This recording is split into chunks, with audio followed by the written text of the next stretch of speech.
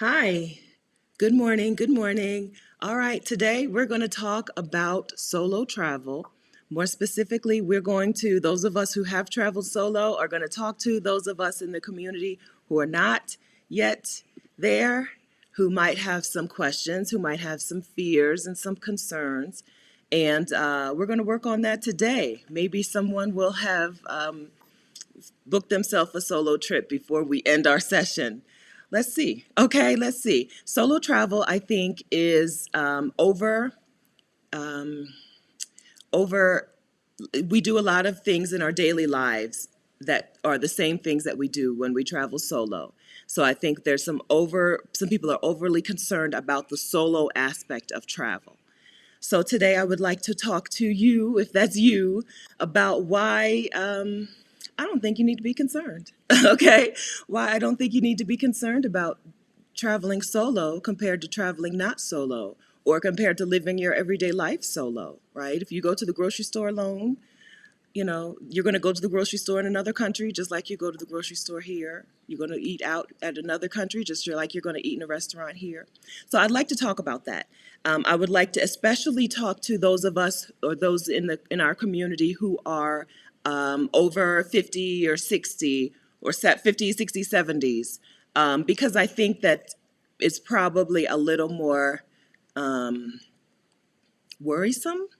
I think. I think that the internet, right, Instagram in particular, has given us a good picture of solo travel. And I think that those in the community who are a little, who aren't super Instagram, I don't know, who have not used Instagram to plan trips, which I think it might be fair to say somebody in her 60s probably has not used Instagram to plan trips. I have. So anyway, I think that these women might need a little extra support from us. That's all I'm trying to say. I'm stumbling. Good morning. That's all I'm trying to say. If you're new here, welcome. My name is Stephanie Perry. I'm a year-round house sitter. Right now I'm house sitting Kojo. Good morning. Do you want to say good morning, Kojo? No. And I'm the creator of House Sitter School.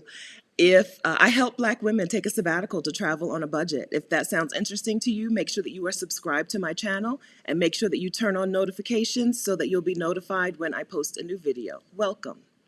Okay, so who's here? Everybody's here today. Good morning, Elle. Good morning, Wanilla. Good morning, Joy. Camilla.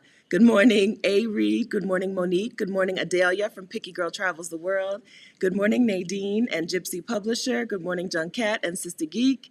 Good morning, Adventure Awaits Lady L. Good morning, Mo Ward and Imani Stewart. Good morning, No Boss TV. Good morning, Janella, Michelle, Amelia, Gills Pad Girl. Fix that. Help me, please. Help me say your name right. Good morning, Simona and Natty and NW and Venus and Nzinga. Good morning, friends. All right, Jawula. Good morning, Sharon and Empress Risa. All right, I would like to start off. Good morning, Julie. I would like to start off with solo travel horror stories, please. Please, in the chat, if you have a solo travel horror story, please share that with us. I think that's where we should start.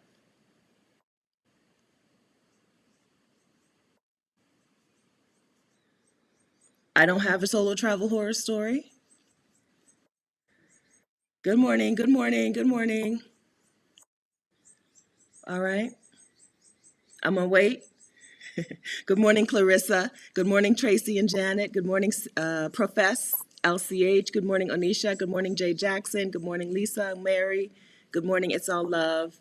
Good morning, Angie. Good morning, Tisha Glow. Good morning, Brenda. Official Jocelyn, Sharon, Shaquenta. Good morning. All right, horror stories. We got no horror stories. Okay. I think that should tell you something. According to YouTube, we have over 100 women on like right now. All right. So we have at least 100 women. Most of us are Black women.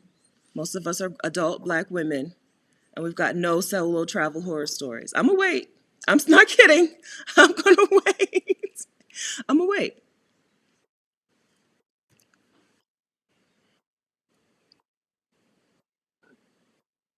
Horror Story was running out of money. That'll do it. Elle says she's had no horror stories. Nikki, no horror stories. Good morning, Asia and Sicily. Adelia says she booked a hostel in Kiev, Ukraine that turned out to be a two-bedroom apartment. She left immediately. Does that mean that... Go, go, go, go, go, go. Sorry. I'm sorry. I don't know how to mute. I'm sorry. The dogs, I'm dog sitting two dogs, and their dog walker is here. They have a dog walker who comes 5 days a week to walk them. So he's here, and they have to bark at him. Even though they know who he is, and they love him, and they're glad he's here, they have to bark at him every time. Buenos dias. Okay. All right.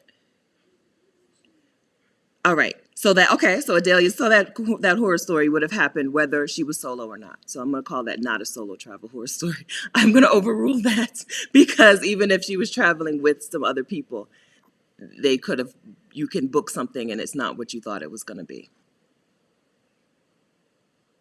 Oh, A. Reed, I booked a fellowship, accepted a fellowship in Austria, arrived and no one knew what, what? And no one had ever heard of the fellowship.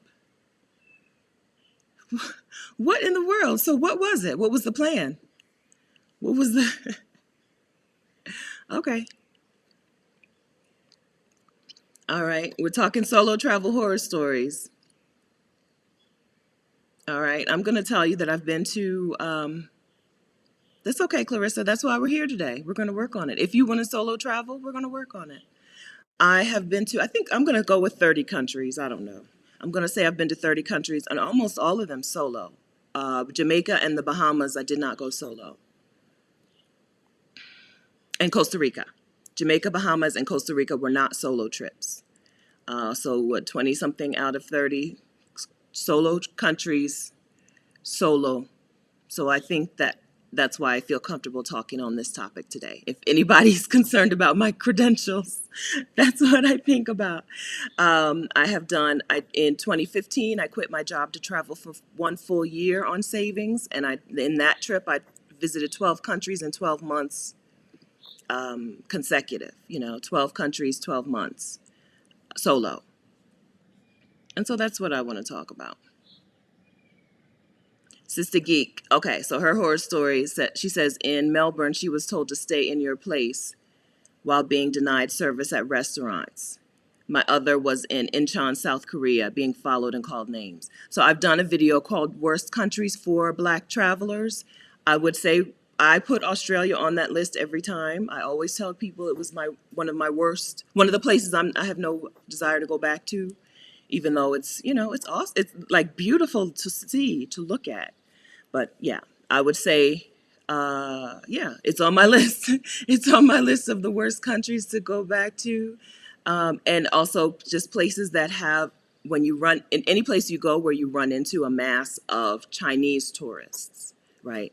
So I haven't been to China, but I've been to places where there is like a huge group of Chinese tourists, a busload or more of Chinese tourists, and those have been bad experiences for me. But not, good morning, Mom, but not China. All right. Okay. So I'm looking at the solo travel horror stories. Adelia got food poisoning in Seoul, and she was solo. All right. Really noisy hostel. Hello, Rebloom Room. A really noisy hostel in London. My room was right over the jukebox, and some guy played the same song over and over. Couldn't wait to switch rooms. Miserable week in London. Oh, jeez, that's bad. Because a hostel, I don't know if you do dorm rooms, but a hostel in London is the price of a hotel in another place. So you're already overpaying, and it's noisy, and I can't sleep. All right, so we see that our solo travel horror stories are not related to solo travel. I think it's fair to say, right? It's safe to say that our solo travel horror stories are things that, except for the Austria fellowship, which one day we need to talk about that. One day we'll have you on here to talk about that because that's bizarre. Aside from the Austria Fellowship, these are things that are going to happen whether you're with people or not with people. So let's start with saying, so let's move to saying that solo travel and travel with a group of people is not going to be more dangerous. Okay? You're not going to do dumb things. Just because you're alone doesn't mean you're going to make dumb decisions. And there are some decisions that are not smart, right? Doesn't mean that we're going to make not smart decisions or that we're going to throw all of our common sense out of the window just because we're alone. So I do want to, so let's say solo travel, no more dangerous. So, but let's talk about some of the concerns that we have with solo travel. So if you, I'm not going to minimize your concerns. Okay, I might smile and laugh because I do that reflexively, but we're going to answer your concerns today. So if you have specific concerns about solo travel or specific questions about how to travel solo, please ask. Please ask here. Please don't leave without getting your question answered. Okay? All right, Whitney. Whitney says she got food poisoning in Puerto Rico and spent 8 hours in the ER laying next to a man that kept saying K, K, K for hours. Okay, so sickness is a fear of travelers, especially solo travelers. Adelia talked about having food poisoning. I have been sick, like food poisoning, and I told you I got leishmaniasis. I contracted a tropical disease while traveling solo. So this is a concern that we're going to address. All right. Anybody else have concerns about getting sick while they're traveling solo?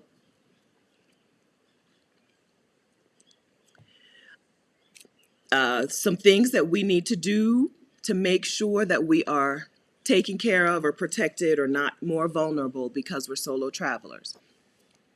First, we need to have travel medical insurance. Travel medical insurance is not the same as your lost luggage insurance. You know, your airline will give you lost luggage insurance and, flight cancellation protection or whatever. That's not what we're talking about. We're talking about insurance in the event that you are hospitalized or need to be medically evacuated while you're in another country. In the early 2000s, my friend's cousin was in, I'm going to say Belize, someplace not super far in Belize and had to be medically evacuated back to Atlanta, Georgia, where she lived. And it was $80,000. There was a GoFundMe and it was all over the internet, right? This was almost 20 years ago. It cost $80,000 to evacuate someone from Belize to Atlanta. I mean, they're not that far apart when you look on the map, right? So you don't want to have to pay for your own, for something like that, or you have your family pay to have you brought back. So it's important that you have insurance that covers these things, all right? In the Work From Anywhere toolkit, I mention this toolkit every single time. Let me get the link to it. In the Work From Anywhere toolkit, we have links to places where you can get travel medical insurance. Mine is through World Nomads. I've never filed a claim. I can't say whether or not they're good. Honestly, I've never filed a claim with them, so I don't know. But that's who I have. Alliance and another one are very popular. World Nomads, Alliance, somebody else are very popular. And there's a link to Squaremouth, which is a site where you compare travel medical insurance. Yeah, so that's who I can't recommend because I haven't filed a claim. If anybody here has filed a claim and had a good or a bad experience, tell us please in the chat. I've not filed a claim with World Nomads. I just did it because someone else, like seriously, I was watching a YouTube video and she said that's who she had, so I just clicked her link. And that was a few years ago, 2015, and I've never filed a claim and I've never bothered to see if there was something better for me out there. So I can't give you that, but I can tell you that in the Work From Anywhere toolkit, there's a link to Squaremouth where you can compare insurance, travel medical insurance. AIG, I think that's who I meant, Ladybug. Alliance, AIG, World Nomads are the ones that I know are the big players in the game. So whether we're talking about you're taking a 5-day trip or you're traveling for 12 months straight, these are resources. These are insurance agencies that will insure you. You need to take a look though, because some will pay upfront and some will reimburse you. So you need to find the right insurance for you. Okay, so Getting sick when you're abroad, to cover the big stuff, make sure that you have travel medical insurance. Make sure that someone has your travel medical insurance info. I have my mom and my dad. I just leave stuff. I make copies. Actually, I don't know if I've updated that lately, but I have copies of that stuff with them. So they have it if they need it. Give them access to your travel medical insurance stuff, so that in the event that they need to make some arrangements for me, if I'm hospitalized or whatever, they have it. We also need to make sure. So what I do is I keep my when I'm house sitting, I don't really do it, but when I'm staying in a hotel or an Airbnb, I keep my travel insurance, the copy of my document, I keep it out, so that, let's say I get into a car accident and they come back to my Airbnb, that document is laying out. I don't know how much going through my stuff they would do, so I keep it out. So like if I have a little space, it's just like sitting on top of my suitcase. I do that. I'm not too much of a thinker ahead of stuff like that, but I do that. So like here's my insurance document, like I have a copy of my insurance document, my copy of my passport and stuff like that, all in one little envelope. And I keep that out on either on top of a suitcase or like on a table or somewhere very obvious. So I keep that out so that if somebody needs to come in and figure some stuff out, and contact information for my parents, in case somebody needs to get into my room and figure that out, it's right there. The Airbnb host or whoever, that information is right on top. So I do laid out documents when you are laid out. Yes, I lay out my documents in case I am laid out. Yes, I do that. Um, it's probably the most responsible thing that I do as a traveler, as a solo traveler. Yes, okay. So insurance, access to your insurance, documents and stuff where you are, with you and with someone at home. I think that's super important. Okay. And then sometimes if I feel sick, like really sick when I'm laying down, I don't lock my door, just in case I need somebody to break in, somebody to break in and come and get me. If I lay down and I feel really sick, I've only probably done this 2 or 3 times. I get migraines, but very irregularly. And I have had a migraine where I thought I was having a stroke, like went to the emergency room and everything. I've had migraines since I was in middle school. And so the fact that that one migraine scared me that much makes me think that, it scared me, even though it's like been a regular occurrence in my life. And so I have had times when I would like, I don't feel good, I'm not going to lock my door, right? Because I would rather do that and know that if I need help, if I yell for help, somebody can come and get me, or if I call for help, somebody can come and get me, than to feel like I'm stuck in this room and nobody's going to find me until my Airbnb lease runs out in 30 days. So that is a thing that I do. I don't, something just popped in my head. Sometimes I don't lock the door. Anyway, okay, it'll come back. Steel Magnolia. Went on a solo singles cruise in the Bahamas, bought coconut water from a street vendor, stayed in the restroom for the last 3 days of the cruise, then came back through a hurricane. Oh, Jesus. Ship rocked all the way back. That's miserable. That's miserable, miserable, miserable. I've had some sort of food poisoning where I just could not keep stuff in, and I had it. And one time I was on a bus, overnight bus. Right now I can't remember. I must have been in Thailand, going from like the Bangkok area up to Chiang Mai. Oh, that was miserable. I can't imagine being on the water. I can't imagine. Have you taken a cruise since? I don't know that I would. I don't know that I would. So, SXM 2004, got sick in Vallarta, Mexico, lost 18 pounds in 3 days. It was an 8-day trip. Yeah. Yes. So yes, right. We're humans. We eat food. We drink water. Think something is going to happen at some point in the trip. Not in the trip. At some point in extended travel. Okay. If you're traveling for any period of time, there's going to be something. So those are the things that I plan for. I plan for hospitalization. I plan for needing someone to get into my room. Here's what I was going to say, what I don't.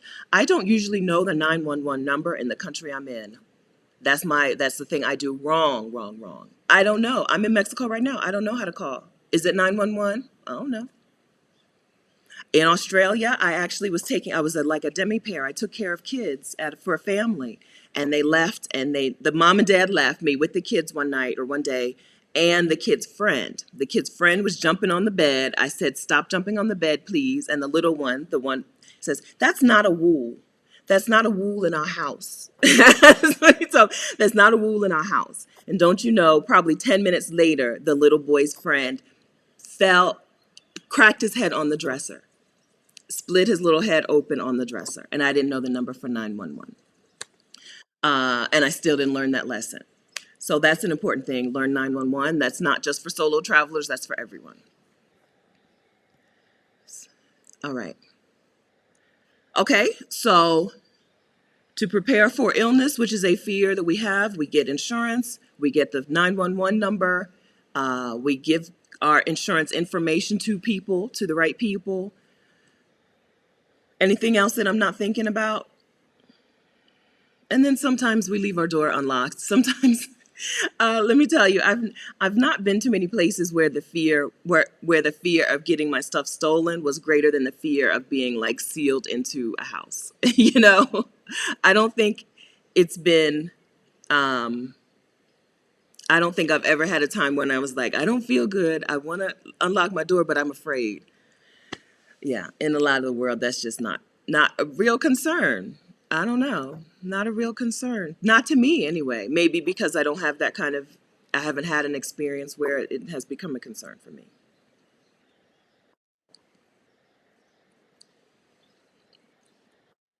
All right, let me scroll.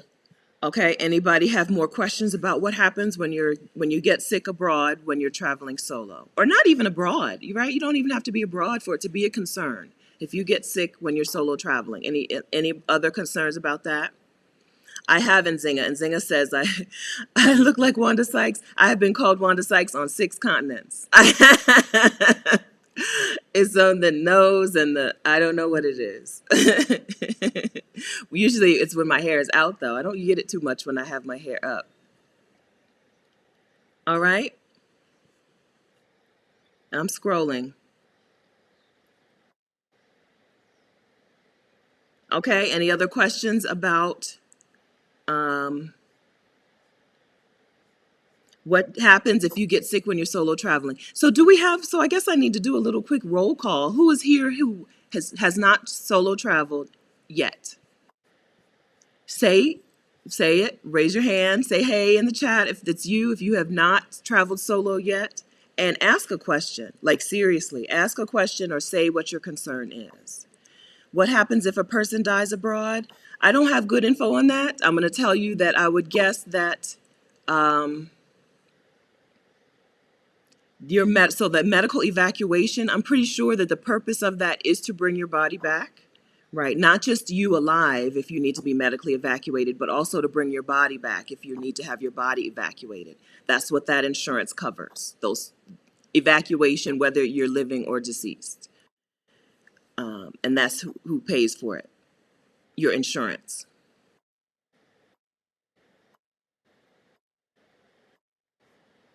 All right. I've not soloed yet. Hi, Susan.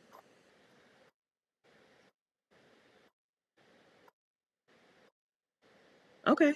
So are we telling Susan she's the only person? Susan and was it Clarissa? Clarice? I'm sorry, I forgot who it was. We have a Clarice and a Clarissa who are here all the time. Or not all the time, but sometimes.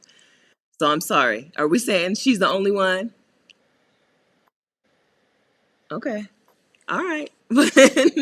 Then video's over. Yeah. 999 is emergency number for the UK. Thank you. Okay, here we go. ENC getting started. I have solo traveled abroad, but always had someone meeting me upon arrival. Okay. All right. Yeah, so I don't know. If you have a concern or a question, if you have something that is stopping you from doing it and you're ready to get past that, ask, say it, tell us, please. We're all in this. We're all in this because as we have one of our first comments for the day, we're not waiting for other people to give us permission to live our dreams. We're not. We're not waiting for our job to give us permission. We've talked about that. I did a video called Loyal to Your Job for What? If you're struggling with job loyalty, watch that video, okay? We're not waiting for our jobs to give us permission. We're not waiting for our country to give us permission to live our dreams. We're leaving, right? We're just leaving. And so we're not going to wait for other people to let us live our dreams. We're not doing that. We have in the past. I definitely have, but that's over. Those days are over. We don't do that no more. Every now and then, every year, I get that reminder from Facebook. I was planning a group trip to Puerto Rico, and everybody backed out one at a time.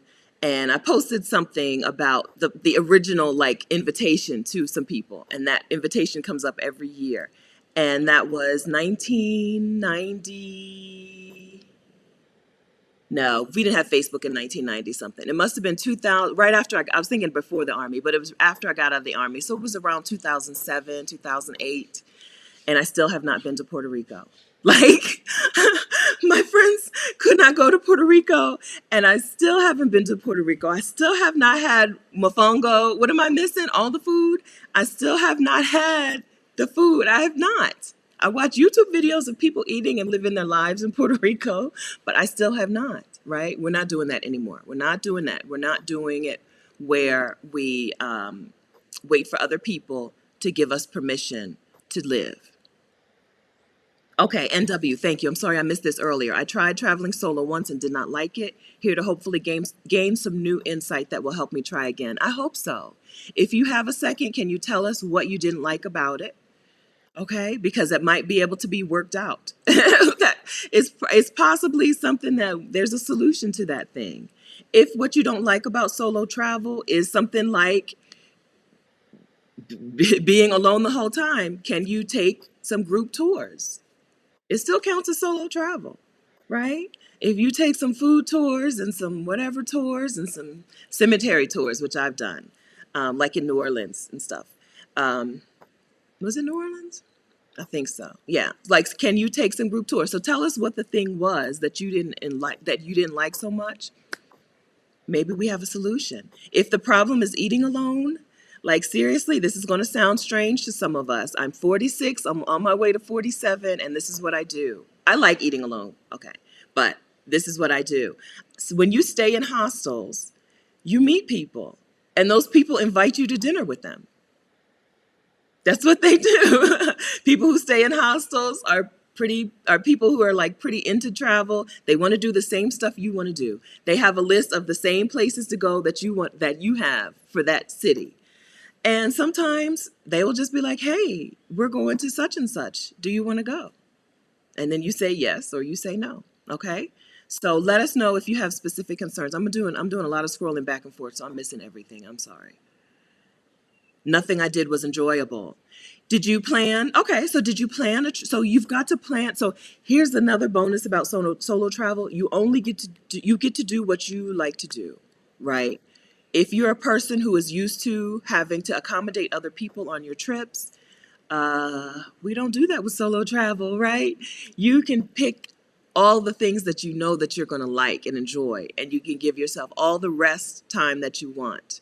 If you're a person who likes to travel and likes your day to be jam-packed, you can do it that way. If you're a person who likes to solo travel, or if you're a person who likes to travel and have lots of free time and lounge time, and you're used to traveling with other people who are like, no, we got to go, go, go, travel solo, okay? You set your own schedule. This may have been, was it NW, was it more of the place was just not the right place for you? If you didn't like anything, then the place may have just been the wrong destination. And it would have been the wrong destination even if you went with some girlfriends. Onisha, thank you so much for the super chat and welcome. On this channel, we give our super chat to Black women creators. This month, we are giving the super chat money to Womanist Working Collective, who is creating a sanctuary space in her home in New Orleans, Louisiana for the summer so that another Black woman can come and sanctuary there, can sabbatical there while she is in Philadelphia doing some other stuff. I thought for sure my light was charged.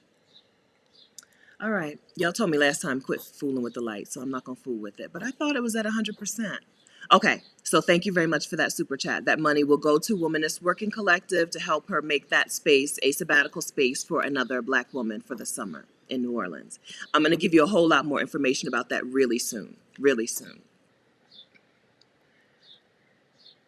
Professor LCH, one of the things I worried about solo travel, no one talking to me. When I tell you that people won't stop talking to me, it's true. It's so much easier to meet new people when you're traveling solo. You're just approachable.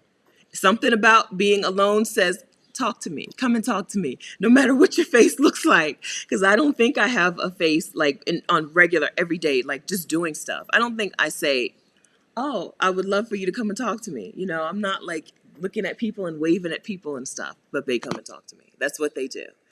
Being a solo traveler means you're going to leave that location with a new friend. Okay, you just are. You are.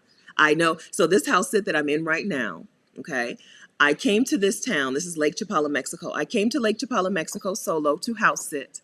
I was walking out of a breakfast place. It's a restaurant, but I only go there for breakfast. Okay. So I was walking out of the breakfast place, and so two Black women drove past me in their car and steered themselves over to me and came and introduced themselves to me and talked to me and became my friends. They are Queen, who I've already interviewed on this channel, and my house sitting client, who is in back in the U.S. right now for a month, who I've house sat for twice, 2 months out of the year since we've met. Thanks for that super chat, ENC getting started. Thank you so much. We will give you some updates on what's happening with the Womanist Working Collective ASAP. So this week she did send me an email saying that she's ready to get someone in the house. So I'm going to do a special video about who can apply or who this is for. Okay. All right, Bree C, thank you very much for that super chat. I use a third-party app called Ecamm Live, and yeah, I don't see the emojis, so it describes the emojis to me. So thank you very much for that. Adelia says she's not approachable and she's okay with that. I don't think I look very approachable in everyday life, but I apparently do.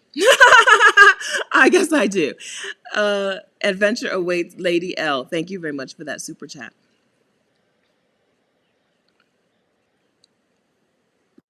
Okay.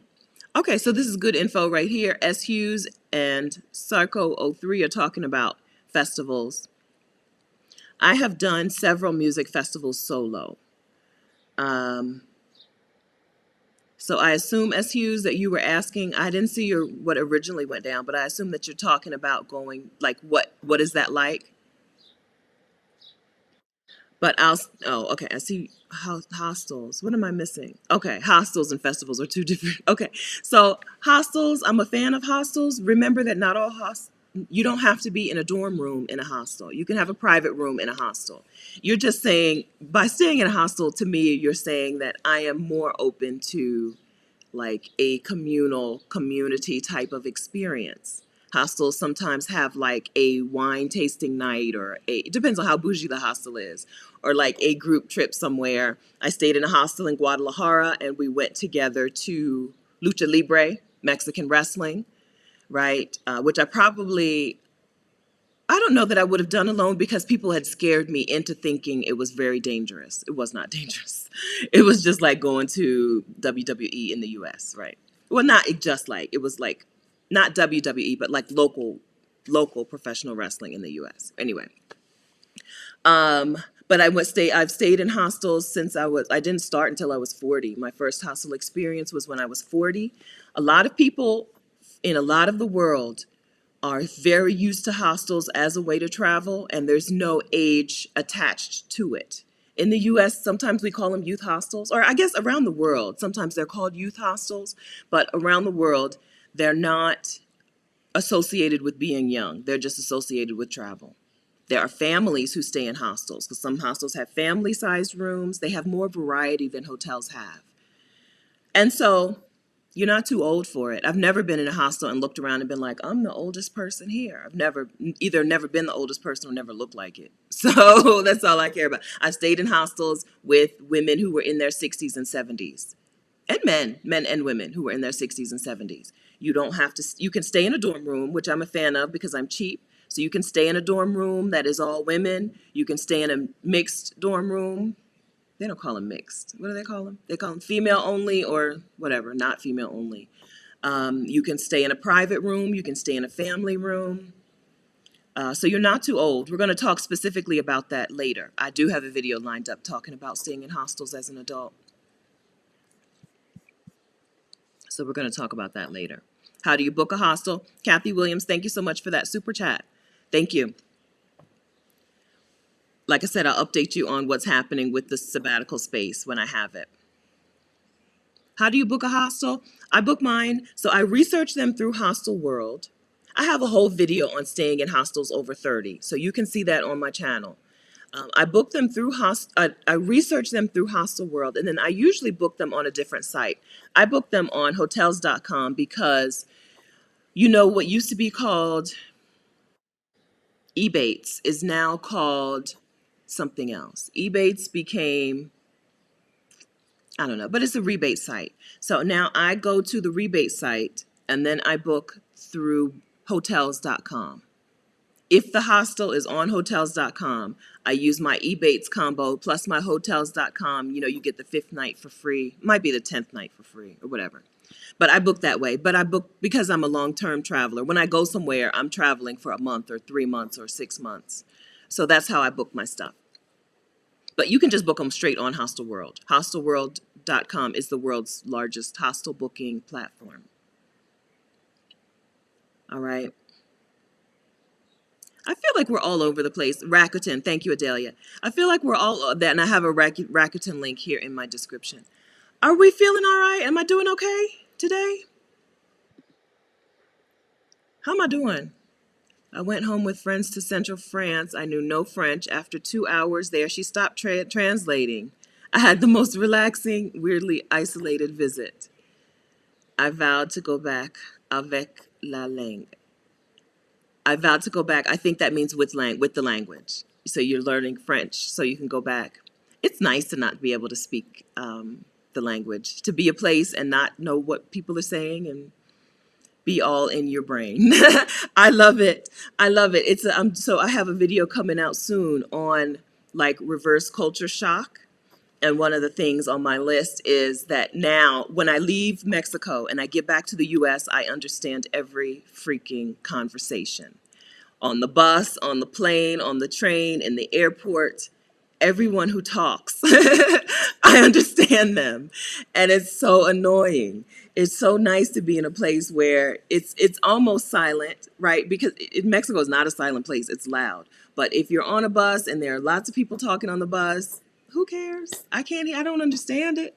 It's not as disturbing. It's not as much of a disturbance as when you understand every word. It's a strange feeling, even though it's how I grew up, right? Like in the US, I was in the US for 40 years, but once I left, it became so nice to be in places where you just don't really speak the language. I can pick up some stuff, but regular conversation, I don't get it. It's too fast. I'm too slow. I don't get it. And so it's like just background noise. And then as soon as I get on that flight home, I will understand every word and every conversation, and it's going to be so annoying. It's really relaxing to be in a place where you don't speak the language, surprisingly. Hi, Deborah. Wait. Okay, good. Congratulations. So Deborah has a group called Over 60 plus, you wrote it out and I still can't get it right. 60 plus Black women expats. Okay, so that's a Facebook group, and now she's got a YouTube channel. Congratulations, Deborah. So if you're we talked about how women over 60 have like a special need some extra attention in this because some of the things that we have used, like Instagram, to plan trips might be newer to them, to you. So, well, thank you very much for doing this, Deborah. Thank you very much for getting your group together and for getting your YouTube channel together. All right. So y'all can look on her page, on her, you can click. I say this every time and I've never researched it, but I think you can click on her name and get to her YouTube channel. If not, then just put it in. Her YouTube channel is called Passport Ability. All right. I like Rakuten. I like rebates. I like getting money back. So for most stores, I just ordered from Old Navy and I forgot to use Rakuten and I forgot. And I'm like, why did I do that? I ordered like flip flops and stuff. So when I get back home, I have like summer stuff. But yeah, it's simple. You know, it's a simple process. It's just like Ebates from back in the they are Ebates from back in the day. So you sign up. I think if you use my link, which is in the description, you get $10 off your first purchase or something. I don't know. I think it's $10 off your first purchase of $20. Does that sound right? I don't know, but there's a link in the description of my video. That's my affiliate link. Yeah, so when I buy stuff, so I don't, I don't do a whole lot of US shopping. And so I forget. And then I'm like, why didn't I use Rakuten? Yeah, you go to Rakuten, you put in the store that you want to go to, you click that link to get to the store. Then you make your purchase and Rakuten gives you the rebate. It's pretty simple. And who doesn't want rebates? I don't want to spend more money than I'd have to. I'm the kind of person who, when I'm in the grocery store line behind somebody with coupons, instead of being frustrated, I'm like, why didn't I look for coupons? What am I doing? What am I doing? Yeah, yeah. Okay. Thank you, S. Hughes, for that super chat. Thank you very much. I will keep y'all posted. From Nima. Okay, hi, Nima and Nima Roman. Thank you. I'm sorry, I'm missing things. Nima Roman, thank you. And S. Hughes, thank you very much for that super chat.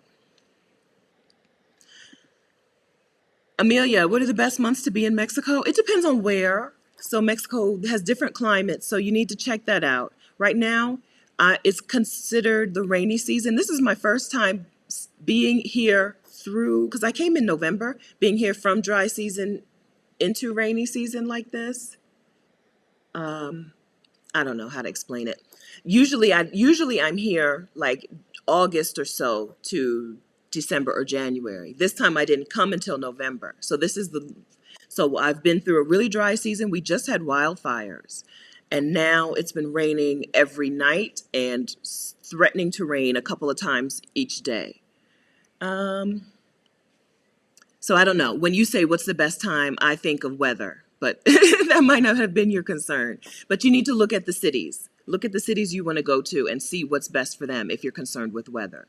Because there's some different stuff happening. We're at different altitudes and, Merida is different from Guadalajara and Lake Chapala, which is different from Oaxaca, which is different from like the Cabo San Lucas. So just look and see. You have to look and see what's happening. I happen to be a fan of being around here during Day of the Dead. This area does Day of the Dead. The state of Jalisco, the state of, I don't know, where Morelia is, the town of Morelia. This area does Day of the Dead. As far as I know, Mexico City is not super into it. But if you can get to a small town in the state of Jalisco, you're going to find Day of the Dead stuff happening, which is right after around Halloween, right? So it starts before Halloween and ends after Halloween. I'm a fan of that. I like to be around and watch that happening. Altars go up all over town. And then they just did a lot of stuff for Mother's Day. Mother's Day in Mexico was May 8th. And they just did a lot of stuff for Mother's Day, which I didn't know. I didn't know that they celebrated Mother's Day like that. A lot of altars and a lot of stuff happening, a lot of stuff at the church. And then they seem to have had like confirmation for the girls because I saw lots of girls in white dresses. I didn't take their pictures because I'm trying to be more restrained and stop taking pictures of strangers, especially strangers' children. So I didn't take their pictures, but I saw a lot of stuff happening around Mother's Day too, which was nice. So the best time to come depends on what you want to experience, what weather you want, and where you're going. So I can't answer. But I would say Day of the Dead, if you want to get to a small town in Mexico and not Mexico City or a beach, I would say come for Day of the Dead and experience it. Jalisco, the state of Jalisco, which is where Guadalajara is, plus the state where Morelia is, which I can't think of. I haven't had coffee and I feel it. And my head wrap is too tight. So I don't feel like I'm all here today. I'm not all with you. I feel like it's but whatever state Morelia is in, they do Day of the Dead celebrations there. I really enjoyed it. I didn't. So you can participate in. Nikki says she would love to do Day of the Dead this year. You can participate like in parades and stuff in Guadalajara. They have like open calls for the Katrinas, the women who dress as the bride, the bride for Day of the Dead. They do like an open call, and you can dress as her, in the parades. So you can participate. I just watch. I just watch and enjoy and take pictures and stuff. But yeah, people come down to participate in Day of the Dead celebrations. Okay, I'm behind on super chat, but thank you guys. If I don't acknowledge your super chat, I'm sorry. It's just my thing, thing scrolls by and I'm talking and I miss it. But Winella, thank you for that super chat. And I saw another one. Steel Magnolia, thank you for that super chat. All right. What am I missing here?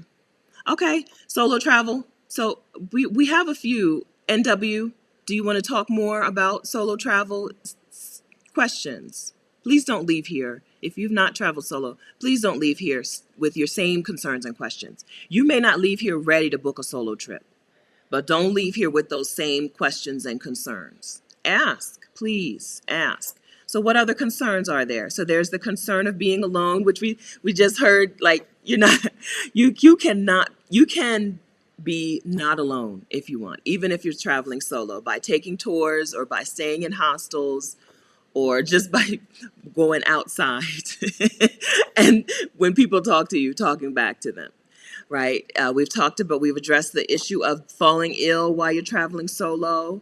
What other concerns do we have about solo travel? Here we go. Hi, Patricia. Hi, Stephanie. Thank you for sharing your experiences. You're welcome. Just wondering what advice you have for Black women solo backpacking for 6 months or up to a year. I would not have said that I backpacked, but I did travel for 12 months straight through Southeast Asia, Australia, and a little bit of Europe. And I like to do this to demonstrate. Well, I guess I don't know the difference between backpacking and solo traveling. To me, backpacking is literally with a backpack and I carry a roller bag. I'm not doing that. I don't have the back of a 20-year-old. My advice, don't plan out too much in advance. Don't overbook yourself because you should enjoy your trip. And if you're moving to a different city every 3 days or every 2 days, you're not going to like it. I ran into those people. I never really was on that schedule. I did slow my schedule down after I started going in 2015, but I was never really on a 3 cities in 5 days schedule. But I saw those people in my hostels and they were not having fun and they were not enjoying it and they were getting miserable and cranky, which you can just do that at home. Like, don't pay these, hundreds or thousands of dollars to be cranky and miserable and tired and exhausted. So space yourself out and give yourself free time. And to do that, don't book every flight. I would say hopefully if you're traveling for 6 months or a year, you're hitting 3 regions of the world only. Like I went to Australia and Southeast Asia and a little bit of Europe. Hopefully you're not trying to see an entire world in that time frame. And then you can just get to a region and then decide when you want to move on then. You don't really have to book your flights in advance. Now, pre-COVID, I don't know what flight prices are doing right now. But for a lot of the world, you don't have to book your flights in advance like you do in the United States. Throughout Southeast Asia, if you're there, right, it doesn't matter if you're booking a flight I went from Chiang Mai to Manila in the Philippines. Didn't matter if I booked that flight 3 weeks in advance or 3 hours in advance. It's the same price, So if you're traveling within a region, you don't have to book that ahead of time unless you're traveling during holidays, during some holiday that's important for the people there, right? So like Tet, I did travel through Vietnam during Tet, which is like Lunar New Year, and that was more difficult. I went to the I went to the train station thinking that I was going to get on the train, and she was like, "Oh no, no, no." No. So I went, found myself a hostel, and I stuck around for a few days.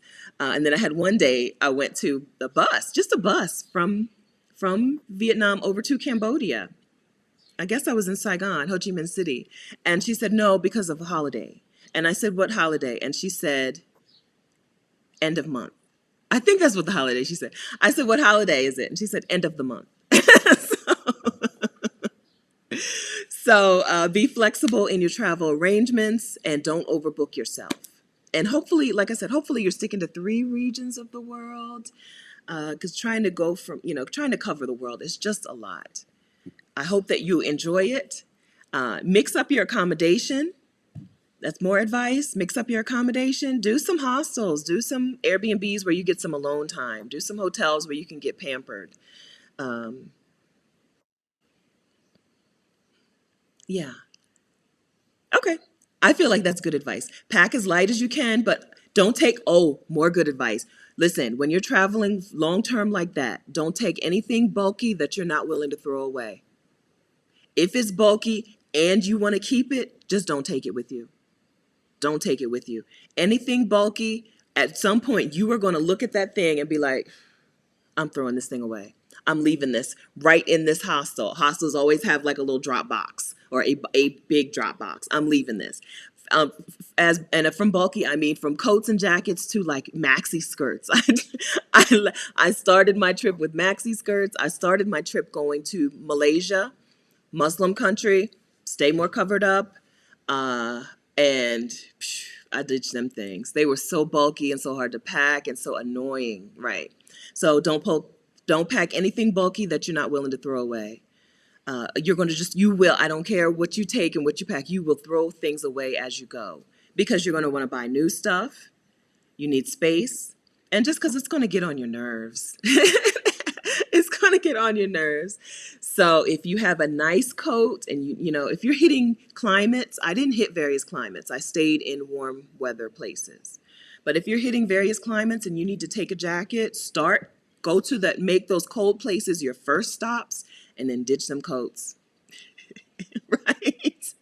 Here on this channel, I interviewed with Rashida Dow. I interviewed Pat Clay, who did kind of like a round the world trip. And she did the cold stuff first. I think that's what she did. She went down to Patagonia and whatever, the South Pole. I don't know if she hit the South Pole, but I know she went down to Patagonia. And then she ditched those cold weather clothes because they were so bulky.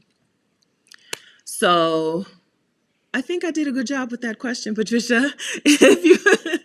If that led to any other questions, ask. I'm excited. I am so glad that I did that trip. It was the best decision of my life. So I hope that you feel the same way on yours. Yeah. All right.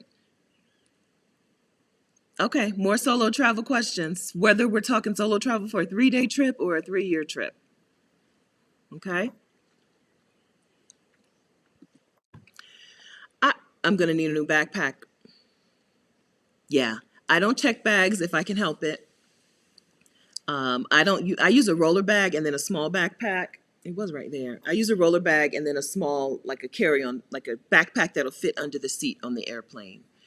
I'm not a fan of backpacks because a lot of the places I'm going, like I'm riding the metro and I'm getting an Uber and stuff, and doing those things with a backpack on your back is just annoying. When you get on a metro in Lisbon, Portugal, and you have a roller bag suitcase and you just, tuck your little roller bag suitcase, and then you see a couple with a big old like expedition backpack, like 70-liter packs each, you're like, nah. I did it right. I pat myself on the back when I see them struggling to get on the train and people are pushing them. Nobody wants to let them on because they have these huge bags. Meanwhile, my little roller bag is just sitting there. Nobody cares about my little roller bag. So I am team roller bag. I am. No, Susan. Yes, that's right. It's it struck me how many people, when I would just, you'd be in the hostel at the end of the day and you're laying down and they're laying, and then you hear them fussing. You hear them fussing. You know, it's a group of three German girls and they are angry. They are mad. They're tired. They're hot. They're just angry and cranky and they're not getting along right now. And is one of them about to go back home? Like, they planned this trip for 3 months and they're doing too much, doing too much. Don't do too much. I'm team, that's basically how I live my life. My life motto, don't do too much. Yeah. TV Lindsay, TV Lindsay's question, when you first went full-time solo traveling, did you have a job or just go off of savings initially? If so, what did I do for work? Initially, I went on savings. In 2015, I was a hospital pharmacy technician. I worked at Christiana Hospital in Wilmington, Delaware. And I was a hospital pharmacy technician. I made $20 an hour plus shift differential. Let me tell you, you have never seen a pay stub more confusing. I am no dummy. I have had a lot of jobs and a lot of different pay stubs. I could never figure out the pay stub. So I swear to you, I don't know what I really made hourly. I know it was $20 an hour plus shift differential. Okay. I saved $14,000 over 15 months to be able to travel for 1 year in Southeast Asia, Australia, and a little bit of Europe. When that money was over from my savings, then I came back, got another job at Kent General Hospital in Dover, Delaware, which is called Bay Health. It's really called Bay Health Medical Center in Dover, Delaware. And I worked there for 3 months, got 3 months of paychecks, and then I quit again to go to South Africa. That money, so that was the South Africa money. And while I was in South Africa, I started a virtual assistant business. I started working as a virtual assistant to make money on the internet so that I could be wherever, whenever, and I paired that with house sitting. So house sitting plus my VA business supported me for the second year of full-time travel. The first year of full-time travel was savings. Second year was house sitting plus virtual assistant business. Particularly, I made lead magnets for coaches. So like that Work From Anywhere toolkit that I just dropped the link to, I made that kind of thing for people for money. Let me link to that again.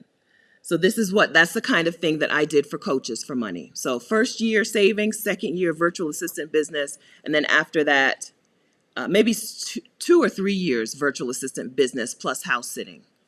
I no longer have my virtual assistant business. Now coaching is my income.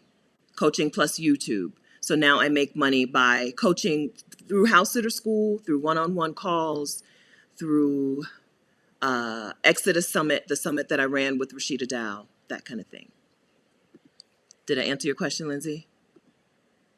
Oh, she says, I work for an airline and that paycheck, I swear, that's the only reason to make it that confusing. She said they could be stealing money and I wouldn't know it. That's the only reason to make it like that. Like I said, I've had a lot of jobs. I'm not loyal to a job. I've had a lot of jobs. I've seen a lot of paychecks. I've never had seen one like Christiana Hospital. It was like intentionally unhelpful. I have no idea what my hourly pay was. So technically we worked over 3 shifts because I came in at 10 p.m.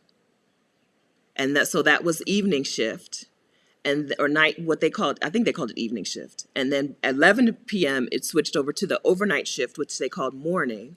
And then 6 a.m. it switched back over to day shift pay. So each shift that I worked, I was making a different hourly rate.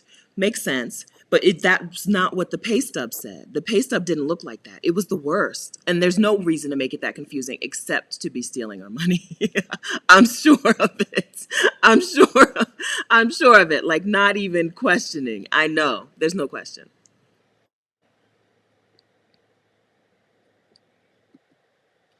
I know you don't seek to make money from us, but you are getting all sorts of premium content requests in the chat. What premium content requests? What am I missing, Profess LCH? What am I missing?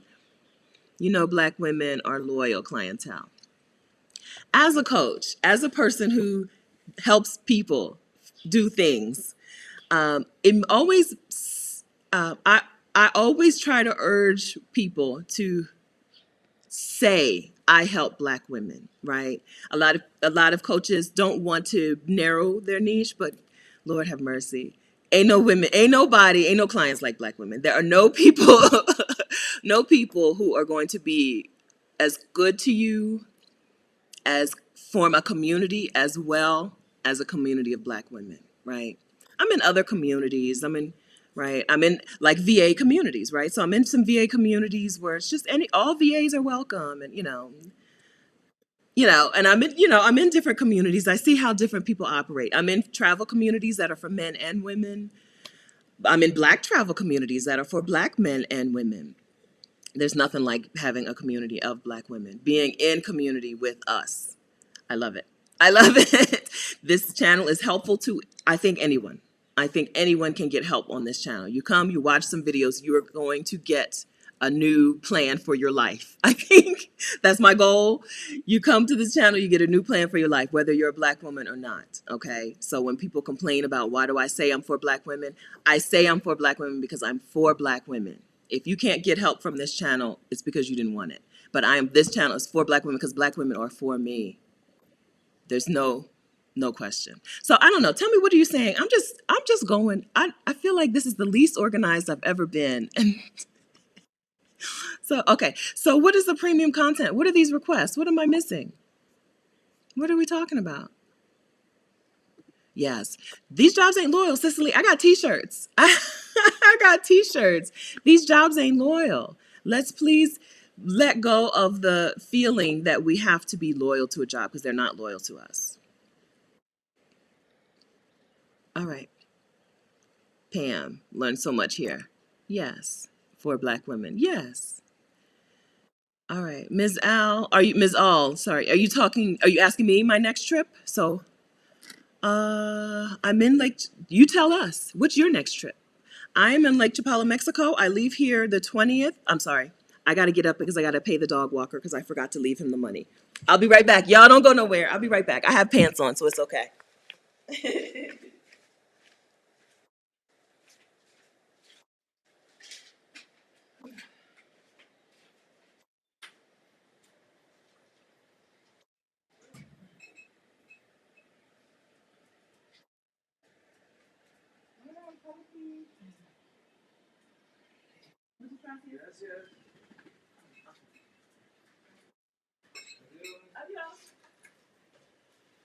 Hi, welcome back. Did you have fun?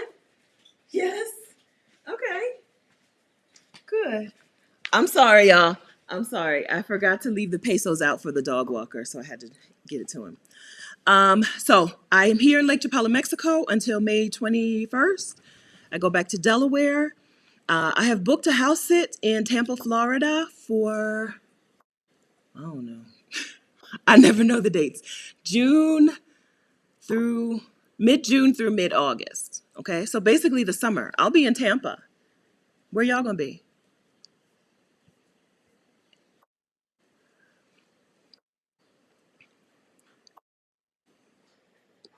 Okay, yeah.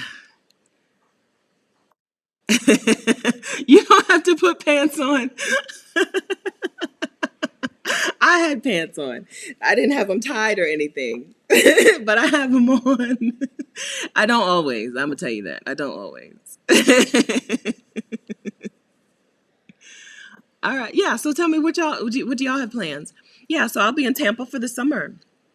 I think I'm gonna have to get my vaccine in Tampa. I don't think I'm gonna have time when I get to Delaware because I don't think I'll be in Delaware for 30 days.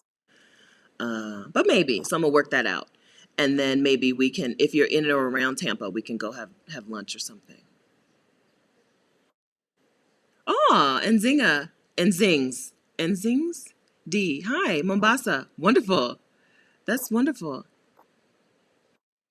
No, Amelia, is it requirement to book a return ticket to travel to Mexico? No. The only time I've ever had to book a return ticket going somewhere was when I went to Indonesia. I was going to Bali and they wouldn't let me get on the flight until I had a flight out. I had bought a one-way ticket. That's the only place I've ever had that happen to me, not in Mexico. I have a US passport. They were like, here, 180 days. He did kind of roll his eyes at me, like, what are you doing here? And I said, just visiting, because I came in November. Just visiting. And he was like, now, during a pandemic. But he gave me my 180 days and I went on about my business. A. Reed's going to Colorado. Wonderful. Are you an outdoors person? Are we doing some Colorado hiking? I don't even know what other outdoors things there are to do. That's how unoutdoorsy I am.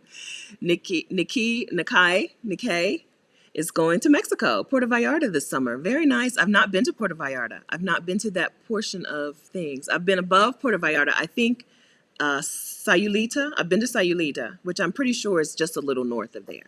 Was nice. Okay, profit first. All right, it's a date. It's a date. I'll let you know. Well, after I get there and get vaccinated, I'll let you know that I'm available for for play dates and shenanigans.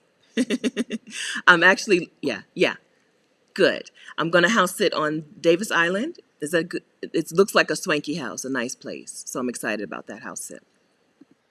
Latoya's going to Egypt, Morocco, and Dubai. Go on, girl. Do it. Do it. Now, Dubai, yes, they are. I just looked Dubai up because someone asked me a question earlier and they are letting us in. Yes, good, good. Good morning, Teresa. This is my mom. I don't think you're going to Tampa. This my mom is going to Tampa and inviting Carmen. Um, Maybe we'll work something out. So the house sit, because these are trusted house sitters clients and not word of mouth clients, I can't bring somebody. So with house sitting, like you can house sit with a buddy. But this, I didn't apply for the house sit with my mom, which you can do. I should have thought about it. But you don't want to spend the whole summer in Tampa, so I couldn't do that. We're gonna have to work something out, y'all. Somebody, please take my mom on a trip. I haven't taken her anywhere, or we haven't gone anywhere together. She took me last time. She takes me places, but we haven't gone anywhere together in quite a long time. Semi-solo, Ladybug, semi-solo to the DR in June. Enjoy. I don't get semi-solo, so I am going to assume that part of the time you're going to be solo, but not the whole time. Enjoy. Pam wants to go to San Diego to visit family this summer. Very good. Okay, Cicely. I'm glad. Cicely says, I've been following you for a bit. Decided to engage today. This is going very nicely. Okay, that's a glowing endorsement. Thanks, Cicely. I'm glad. Yeah, this is a welcoming place. I don't know if you can tell. I'm glad y'all are here. If not, it would just be me and Kojo. He came back from his walk and immediately resumed his spot on the sofa and trying to push me out. We would just be fighting over the sofa if y'all weren't here. How did you like South Africa? I'm a big fan of South Africa. South Africa was wonderful to travel through. I did a long road trip through South Africa. Cape Town was nice and swanky. Parts of Cape Town are very swanky. Johannesburg is amazing. It's alive. I loved it. I ate well. People were great to me. I did some awesome shopping. Oh my gosh, I bought so much stuff and I brought it back. Some of it I did resell. I don't know.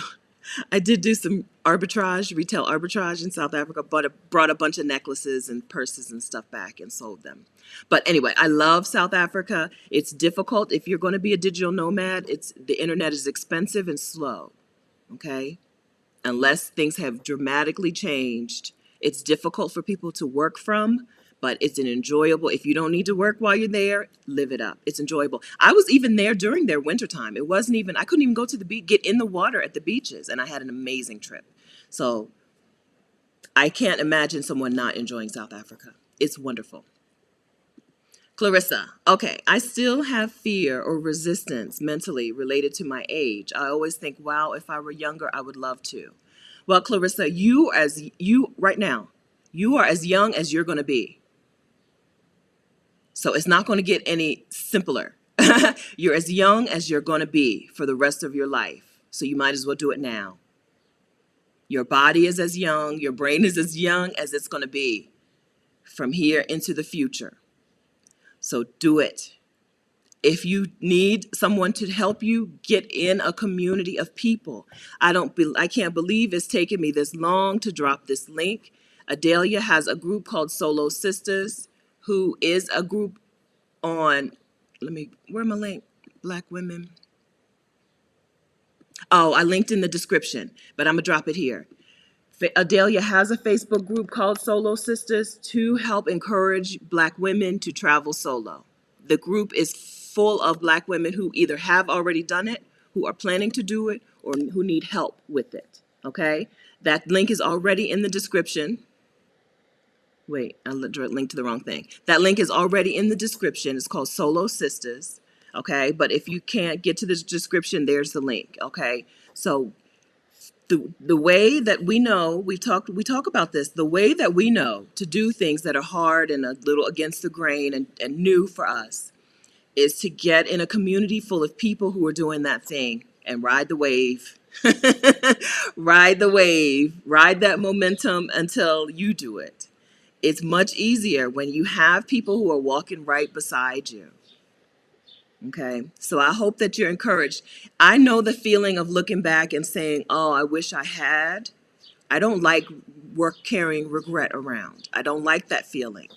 And the only way I know to get past that regret is to take that action, do that thing that you know you're going to carry. If you know you're going to carry it as a regret, do it. Do it. Yes, you're as young as you're going to be. That's right. That's right. It's not going to go backwards as far as I know. So jump on it. Jump on it.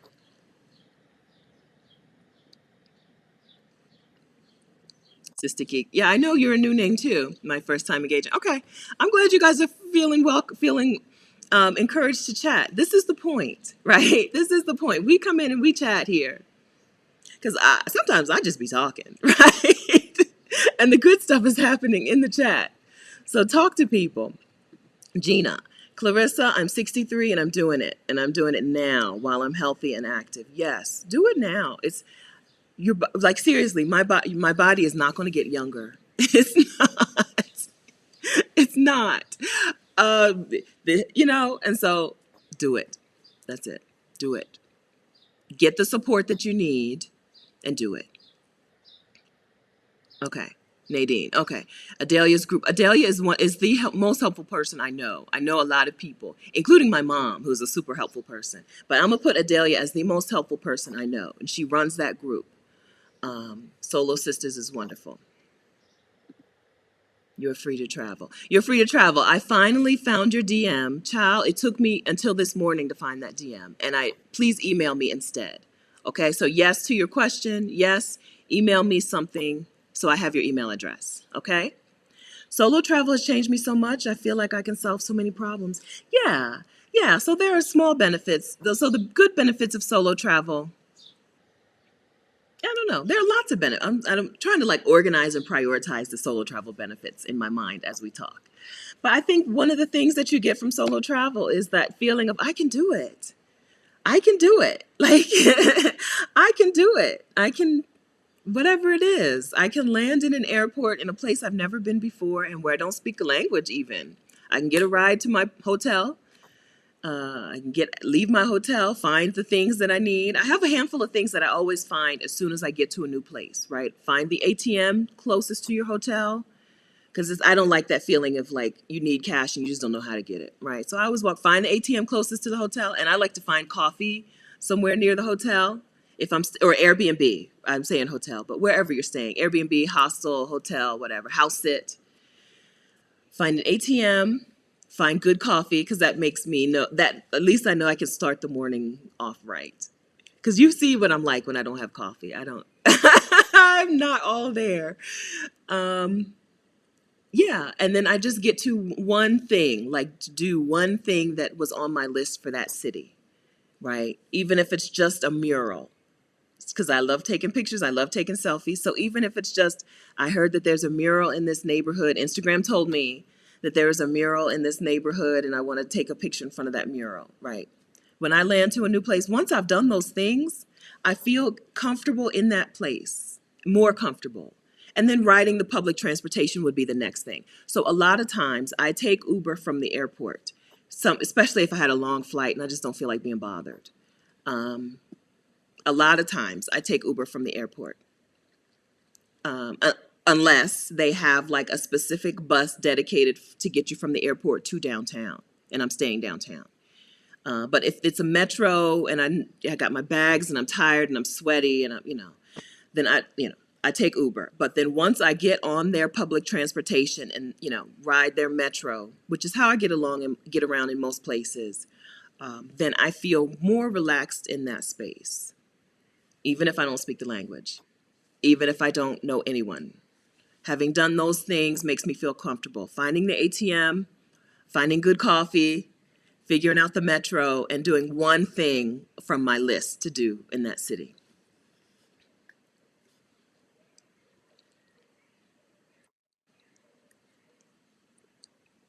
All right.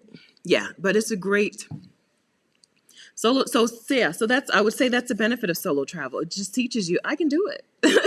I am a problem solver. When I came back from my gap year and I went on job interviews, that is what the interviewer said to me.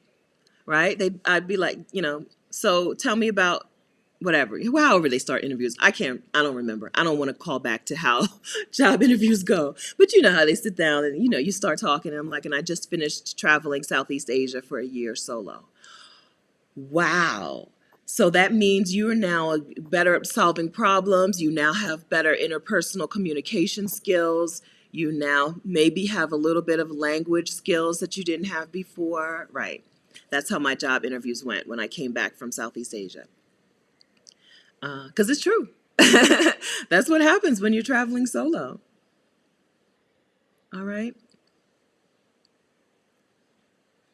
So I feel like I didn't answer you though. You said that you were still feeling, maybe I did. You were still feeling concerned.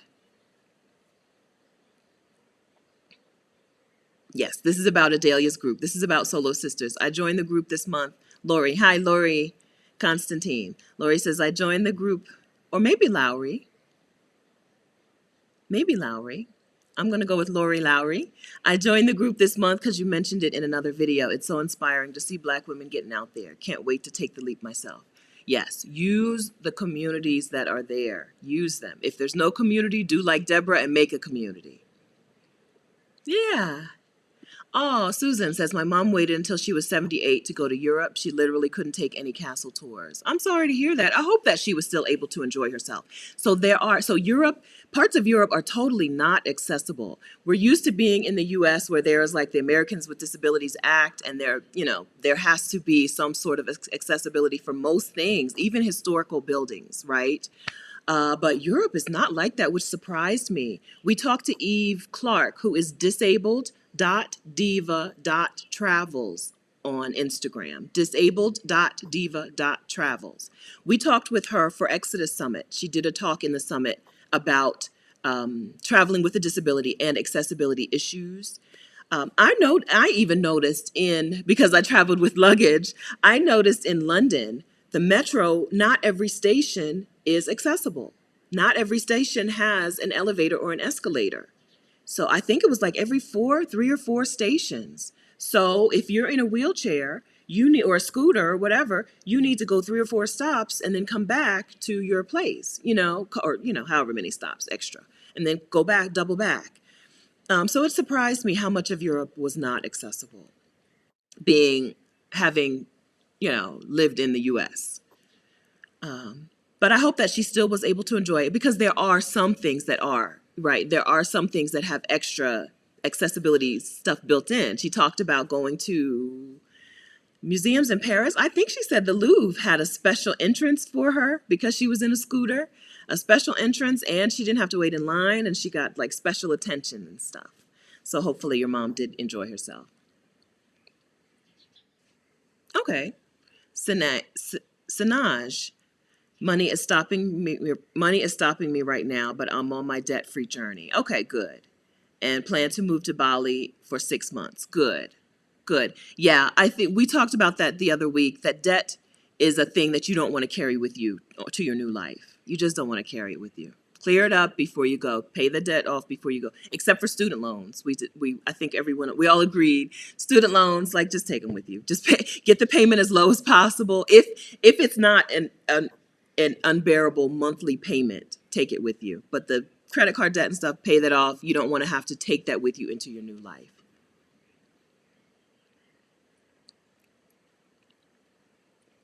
Steel Magnolia. I'm 59. I take a bucket list trip every 2 years. Good. It changes perspective on life. Good. Yeah. I think that when you when you say I'm going to commit some time, whether it's once every 2 years or whatever, I'm going to commit some time to me, not other people's expectations, not other people's, demands. I'm going to commit some time to me. Everything changes. Everything changes. I got to house sit for a lady in her 80s who was ticking off stuff from her bucket list.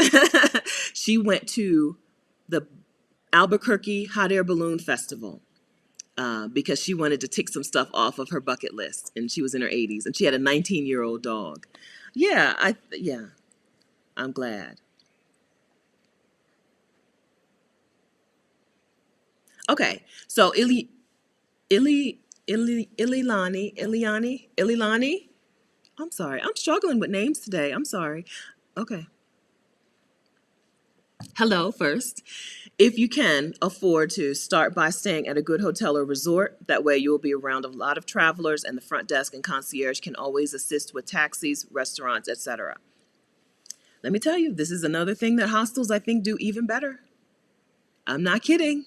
I think hostels do this even better. Now, I have not stayed in super swanky hotels. One time, my mom and I stayed in the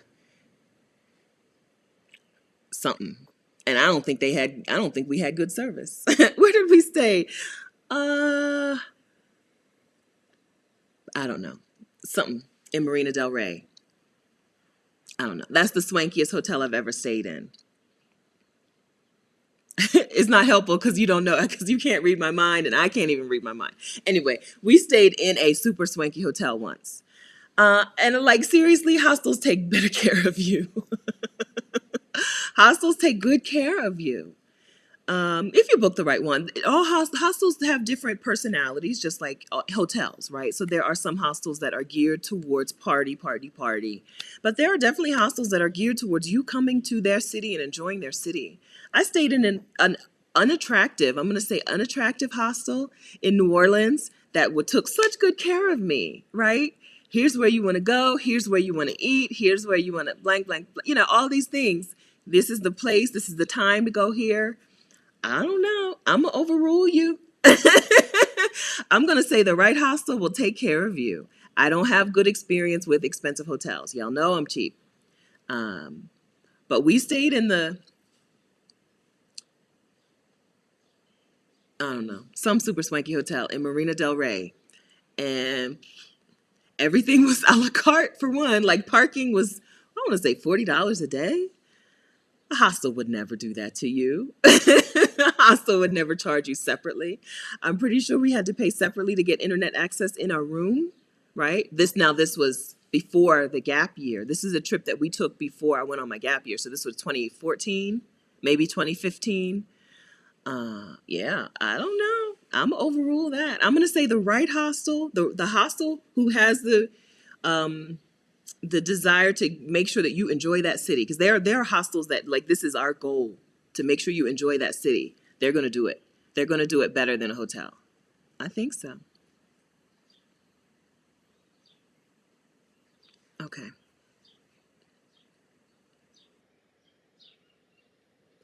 Okay, y'all calling me overly loquacious. What's the question? What question am I missing? The truth is the truth. If she wasn't overly loquacious, I would love to hear the answer to that as well. But what was the question? Let me scroll. What was the question? I think that's what you're calling. My mom used to call me, I don't know, I can't remember. Something about me talking all the time. Okay, I don't see a question. Ask again, please. I don't see what the original question was. I'm on a third party called Ecamm Live, and if two chats come in at the same time, I don't get both.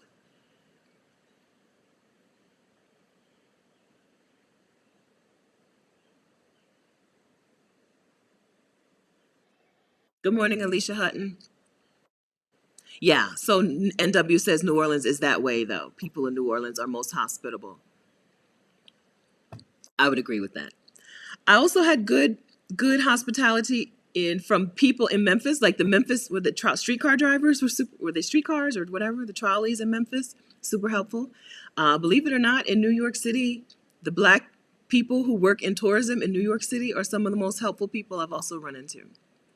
New York City doesn't have that reputation, but my few experiences there, yeah, the black people who work in tourism, right?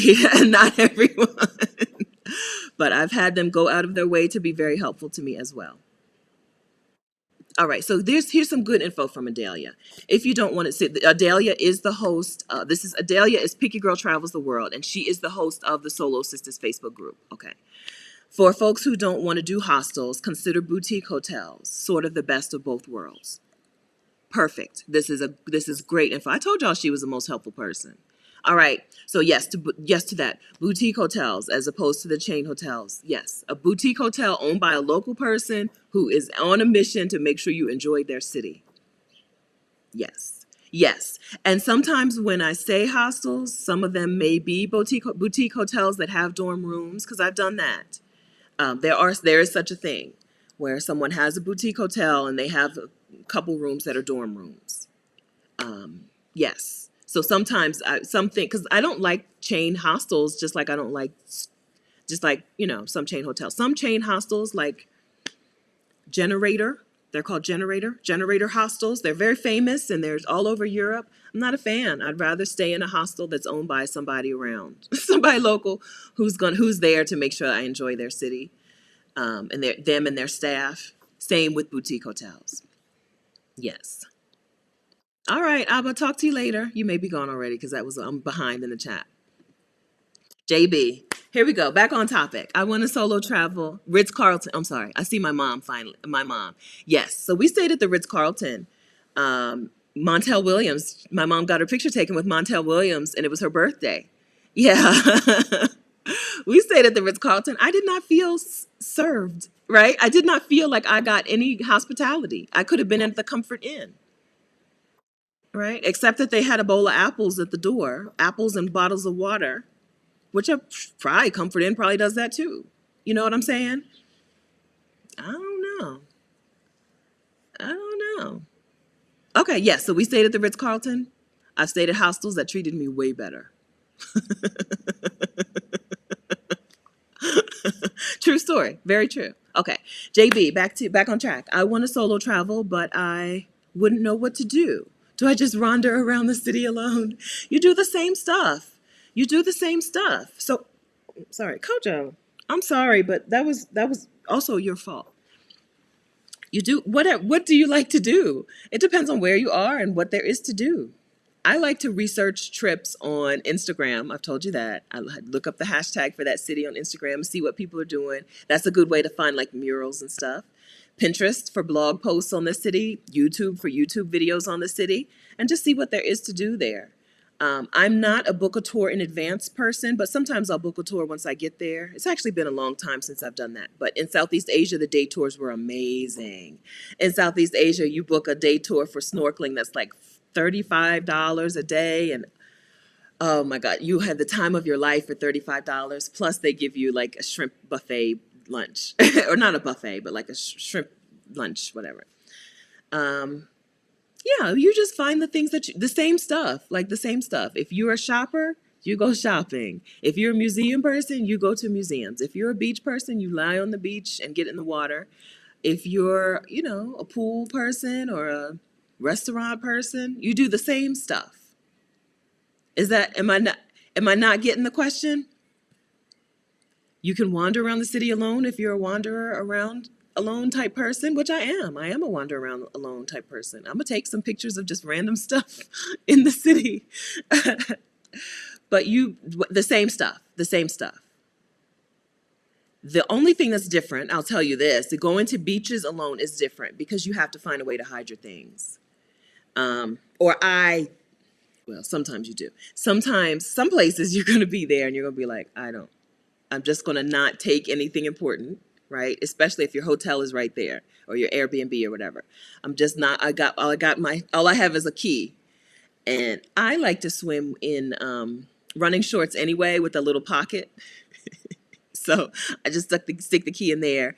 But I have had times when I'm like, well, let me bury some stuff in the sand, and they sell things that you can hide your stuff in that looks like something else. So if you have maybe your wallet, your keys, your phone, and you want to hide it so it looks like it's a bottle of sunscreen or something, and you can bury that in the sand.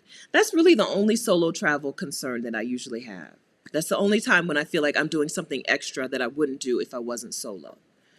Um, and right, monkeys. So seriously, in Southeast Asia, the biggest problem on the beach is that monkeys will steal your stuff. Yes. So that's the biggest problem. It's not that you have to be afraid of other people, because we've talked about that, about not being afraid of others just because we live in a different country doesn't mean we have to fear them. But monkeys will steal your stuff from the beach in Southeast Asia. And I have had to navigate, how am I going to do this? How am I going to, you know, figure this out? I want to sit my phone and my tripod down and take pictures of myself in the water. Now, how do I make sure these monkeys don't come and steal my phone? That's a real concern for solo travelers. If anybody has a solution to that, please share. I have had that. I have been on some beautiful beaches. I went to Cambodia and I was on a beautiful beach in a resort. And for some reason, I had the place to myself for like part of the time. When I got there, there was a couple there. And then for, I don't want to say 3 days, no other guests. And then people came in the last couple of days. And like this white sand, Cambodia, the beach was called, I don't know. I don't know. I don't know what the island, I can't even name the island. Sihanoukville is the beach on the mainland, but I got on a boat and I went to an island and I stayed in a resort. And I mean, white sand and clear water and low, like kind of like a sandbar where you could go out really far. So I'm like, I'm gonna take some glorious pictures on this beach. But in the trees, there are the monkeys. And you can't trust them. You can't trust monkeys. You can trust strangers, but you can't trust monkeys because they will steal your stuff. Yes.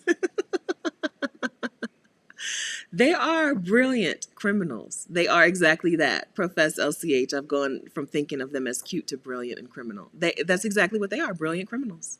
They are. And they work together. They cooperate. Yes.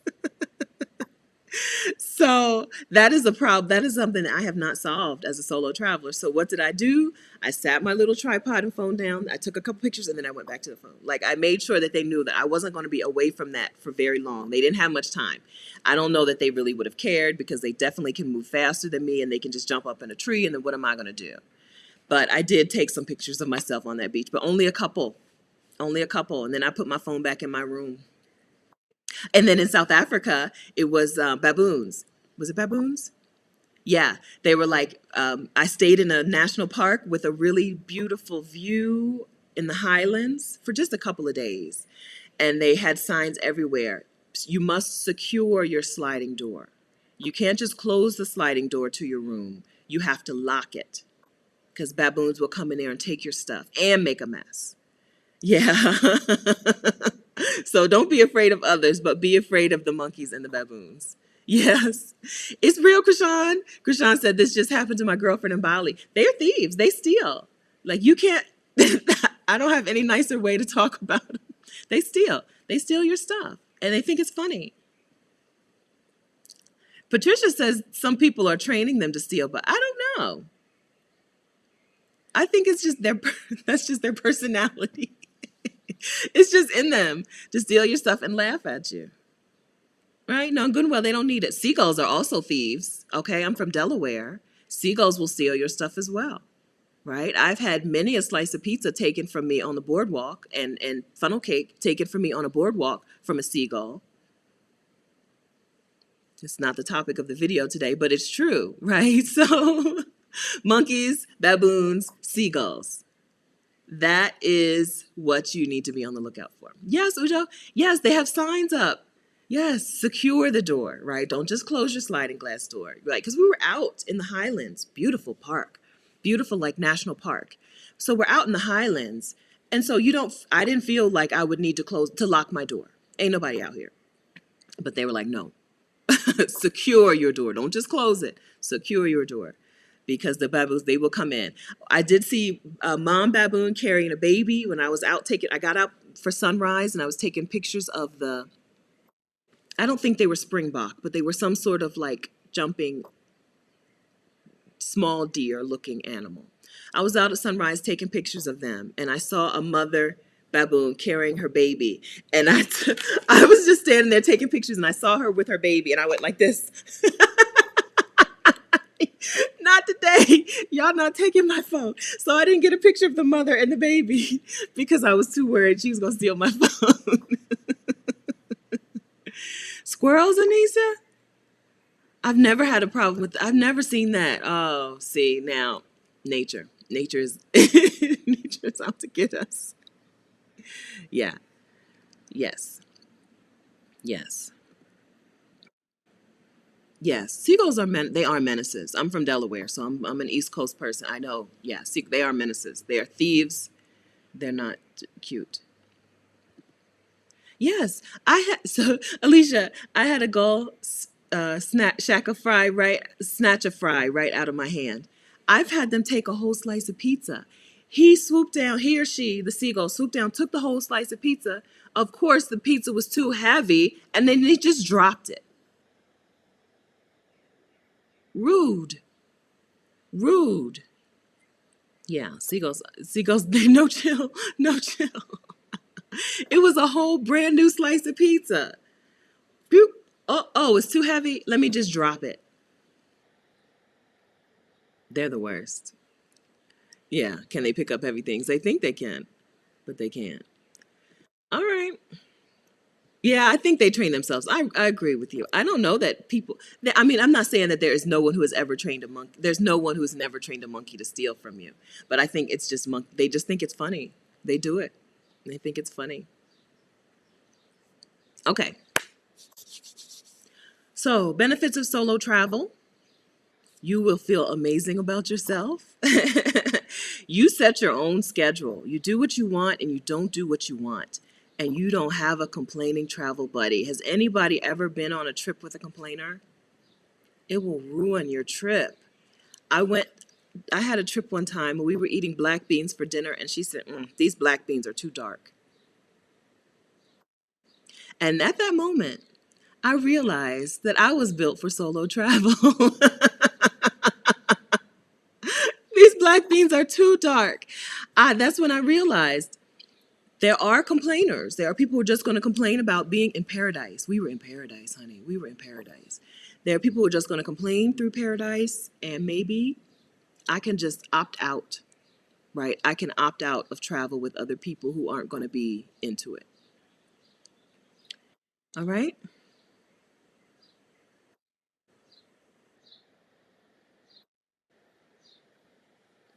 Thank you. Marco Sparkle just joined and watching on delay. If you don't know, emergency numbers of the country, plus press off button quickly and then X5 on your phone. Oh, press the off button quickly 5 times on your phone. It will automatically ring emergency services of the country you're in. Thank you, Marco Sparkle. That's super helpful. Okay, so y'all got that? If you don't know the 911 where you are, because it's probably not 911, you just press the off button quickly 5 times. 1, 2, 3, 4, 5. If you have an iPhone, and it will automatically ring emergency services. Very helpful. Yes, I have made the mistake and continue to make the mistake of not knowing how to call emergency services around the world. Big mistake.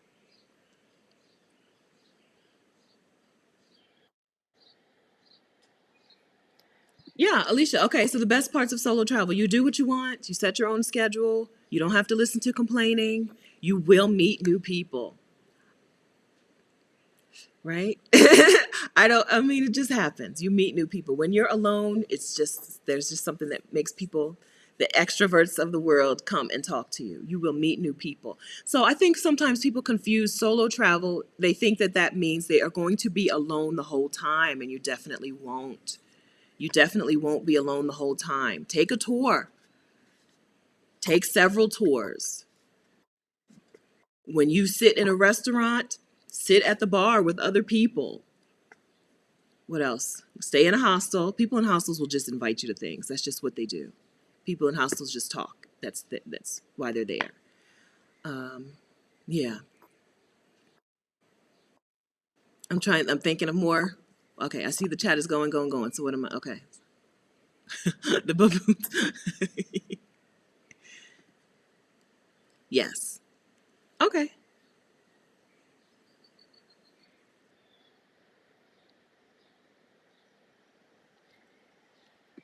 S Lady 707. I love to solo travel, or maybe Slady. S Lady. I'm gonna go with S Lady. I love to solo travel. Good. Black means too dark. Yes, she did. Yes, she did. She had complained a lot, and that was the second. That was the second where I was like, I don't have to. I don't have to do this. So I also was able to turn off the complaining. I could just not hear it anymore. Something happened in my brain and I didn't hear any more complaining, but I also was convinced that I don't have to live like this. I don't have to. I can go places by myself.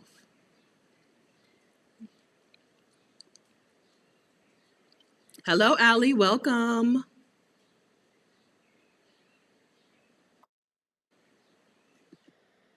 Passport privilege. Maxine, hi Maxine. Did you talk about passport privilege while traveling solo? I did not. So I wouldn't know that. I wouldn't think of this as linked to solo travel. Passport privilege, yes. I have a US passport up until recently. That was a very valuable passport to have. But I don't know that that's linked to solo travel. You know what I mean? There's no difference between the passport privilege I have when I'm alone and when I'm with my mom. But so no is the answer, Maxine. But yes, having a US passport has been a privilege. It means that in a lot of the world, I don't need a visa in advance, always check. But it means in a lot of the world, I can show up as a tourist and they'll be like, welcome, Miss Perry.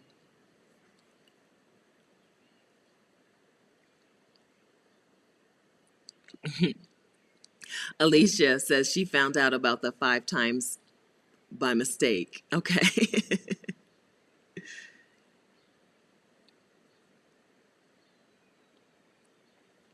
Yes.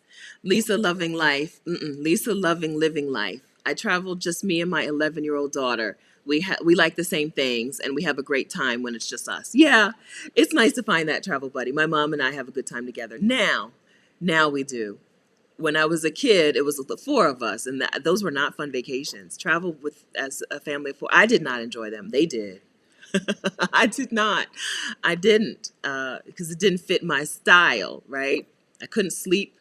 We didn't sleep very much. I didn't sleep very much on family vacations and all of that. But traveling with my mom is fun because she'd be like, I don't know, I don't care. I'd be like, it's nap time, and she'll be asleep. Connie Perry, she'll be asleep at the table. Yes. So I don't have to worry about somebody. The problem with me traveling with someone is that I need a lot of time to do nothing. And some people just are not going to enjoy that kind of vacation. I love it. I love it. I want to do nothing by the pool. And then I want to go do nothing in the room. Then I want to go do nothing at the beach. And then I want to go do nothing at a restaurant. You know what I mean? And so we work out well together. All right.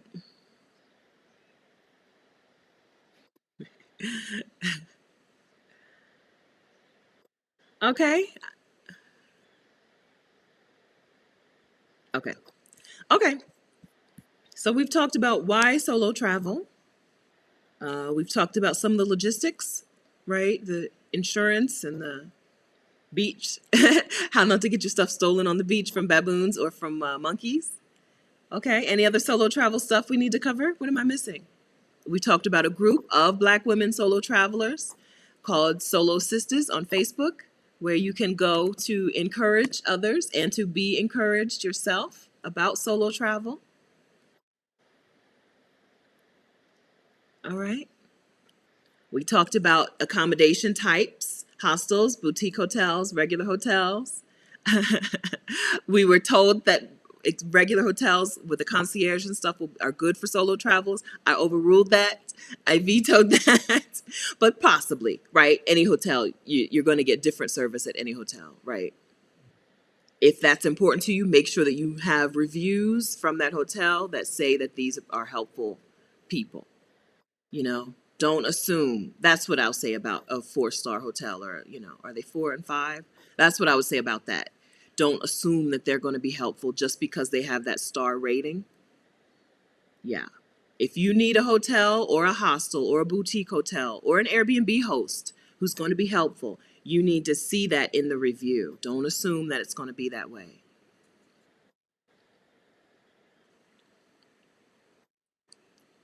Ali XOXO. As a single mom, I make it my business to travel solo once a year. That's what encouraged me to subscribe. I think it's important for women who have obligations to build in solo time. You're not going to ain't nobody going to shame you on this channel for being a mom who travels without your kids sometimes or all the time. Or being a wife or partner who travels without your spouse or partner. When you have obligations, you also need free time. Normalize free time. We're on a mission to normalize free time. Yes to that, Allie. Yes to that. Yes. Yes. Yeah, we need it. We need energy. I'm putting myself in the group. But women, people, we need that time to recharge, to like drain the battery and then start fresh. Yes to that. I hope that I'm glad to see single moms sharing that. I follow someone else on Instagram who posted about it, but I'm sorry, I don't know who. Maybe you, Allie.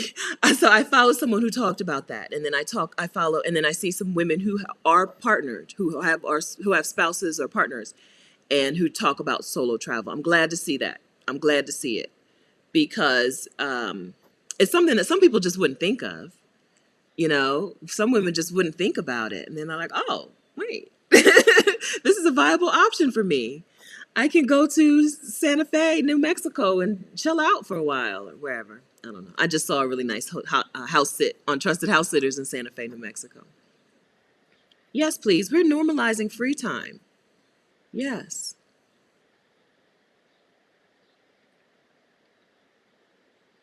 Yes. Yes, we treat it like a sabbatical. There's no time limit. There's no time frame that says this is a sabbatical and this is a vacation, right? If you want to call it a sabbatical and it's 4 days, it's a sabbatical. Yes, ma'am. Yes, Elle. Yes, ma'am. Do it and treat it. Yes, treat it like your peace of mind is important, right? Like your peace of mind is a priority. Yes to that.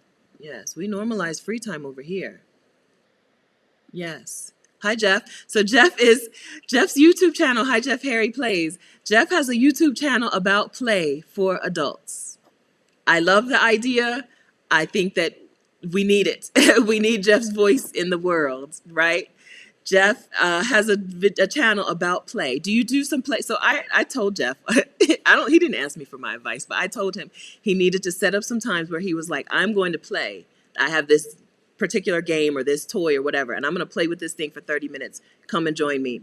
Pull out your puzzle or whatever you're going to do, and we're going to play for this, or your drawing or whatever, and we're going to play for 30 minutes. I love the idea of play with me type YouTube videos where we are setting a schedule, and this is the time when we're going to do it. Just like with this channel, I feel like even though I don't do that kind of thing yet, but this is like we have decided that Saturday mornings we are going to sit down and we are going to think about us. Only us. So Jeff's channel is Jeff Harry Plays. Again, I don't know if you can click on the link on his name to get to him, but you can just do a search on YouTube for Jeff Harry Plays. I hope, Jeff, that you're doing some play with me videos. Maybe you can't call it play with me. Play along.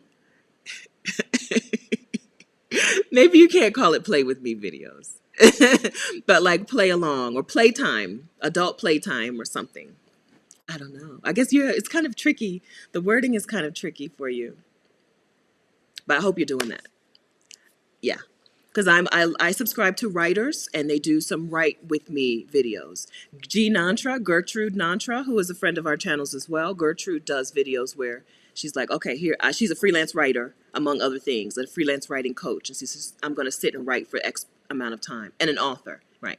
I'm going to sit and write for an X amount of time, and we just sit and write at the same time. I like the idea of we have carved out, this is the time that we're going to use for this thing. Okay, so I hope you're doing that, Jeff. I'm going to bully you until you do. Don't be upset. Good. Yes. Yeah, adults, yes. Fun, more fun. We want more joy in our lives and more fun in our lives. We need it. Yeah, I don't know. So he may need to finesse the language because play with me might not work, especially because he's a man. That may not work. But something like that. Play along, I don't know, recess, grown-up recess, something. It's true, Suzette. Suzette says free time is a curse word in the U.S., and that's sad. It's true, but we can change that. We can change that because it's definitely not a curse word in other parts of the world. And other, like, we went to a restaurant in San Miguel de Allende, and we had to ask for the bill, and that was a reminder because it's been a while since I've been restauranting, because I've been Uber Eatsing and Rappi food delivering and grocery storing. But it's a reminder that in those places, you don't sit down at the restaurant and then they start a clock and like, you got to be out of here in 40 minutes, you know. Once you sit down in a restaurant in most of the world, I'm going to say most of the world, that table is yours for the night. Whether you stay for 40 minutes or 4 hours, they're not rushing you. This is your evening table. You sit there. Y'all talk, you don't talk, you eat, you drink, you don't drink. Free time. In the US, no such thing. No such thing. But we can fix it. I'm on a mission. I'm on a mission. All right. I'm glad y'all are here sharing info. Keep sharing.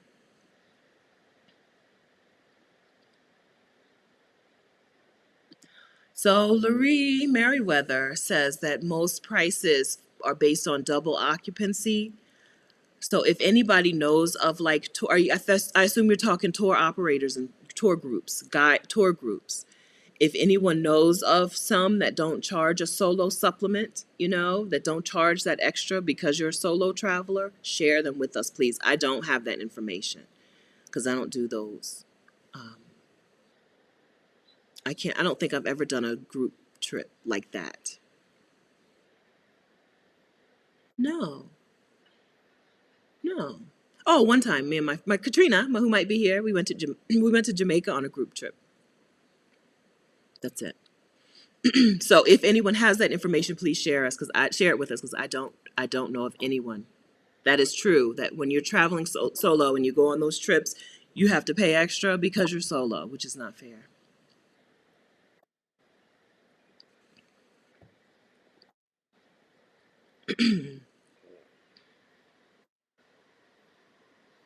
Okay, good. So Ali Exo is also talking to Ms. Harriet and saying, go on a retreat. That's another type of thing that we haven't talked about. So we've talked about taking day trips as a solo traveler as a way to be with other people, but retreats are also awesome. Retreats are awesome because you're guaranteed, like on a retreat, I can't imagine leaving a retreat and not coming away with friends, right? On a trip, you may come away with people that you had a conversation with for a couple of hours, and maybe they'll become friends. But if you've been on a retreat with somebody, y'all are coming away as friends. That's a good advice. Sheila Perkins, my first and only solo trip was because a friend backed out at the very last minute. I did New York for 3 days alone, had a ball. Good, Sheila. Well, do it again. If it was so much fun, do it again on purpose. Pick some place. Yeah. I'm glad. I'm glad to hear that. Anybody who's leery still and nervous still, listen to Sheila. Yeah, I wish I had done that. So that happened to me for Puerto Rico, and I still have not been to Puerto Rico. And I'm going to guess it was 2008. I don't know. And then that almost happened to me my trip to Barcelona, Spain. I was going with someone, and he backed out at the last minute, and I went to Barcelona, Spain.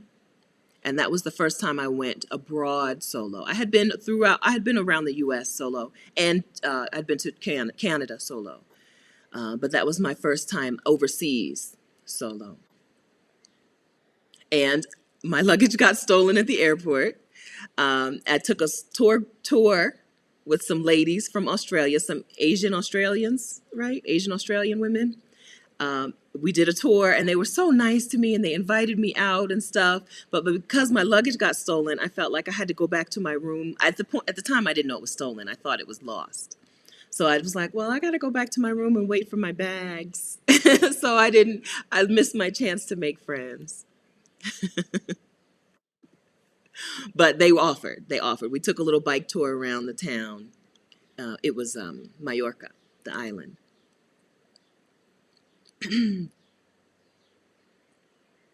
Jeff, do you see this? Anicia says there's an organization called Playdate. Check them out. It might give you ideas. Might also be a good collaboration partner. Playdate. Amelia, a boutique hotel. So on any hotel booking site, you'll see them listed as a boutique hotel. Yeah, any hotel booking site. You can Google it, right? Just Google boutique hotels in the place you're looking to go. Also, if you're in a Facebook group for that town or that city, people will give you recommendations for good boutique hotels. Anywhere. The answer is anywhere. Any place you would look for a regular hotel, you can look for a boutique hotel. And make sure that you're looking at the reviews. Figure out what things are going to be important for you. If that customer service and that, helpful personal touch is important, read the reviews and make sure that they're giving you a personal touch. Recess is a good name idea. Okay. Yeah, I think so. I think so. Here we are planning Jeff's life. This is planning his channel. Adelia went to lunch last week in Mexico City from 2 p.m. to 8 p.m. Not once did they try to rush us out. It's just not a thing I'm going to say most of the world. I'm going to go ahead and say that. That table is yours. Okay. For one, the waiter and waitress don't care too much about your tips because they are paid a working wage. They are paid minimum wage at least. Right. Here, our waiters, I think we're still getting 2 something an hour. I was a waitress in high school for one summer and we made $2.12 an hour, $2.12 an hour. And I don't think it's changed very much. Right. So here, they need to turn these tables over for the sake of their tips. In a lot of the world, the tip is just a tip. Right. The tip is just a tip. It's not what they're going to live on.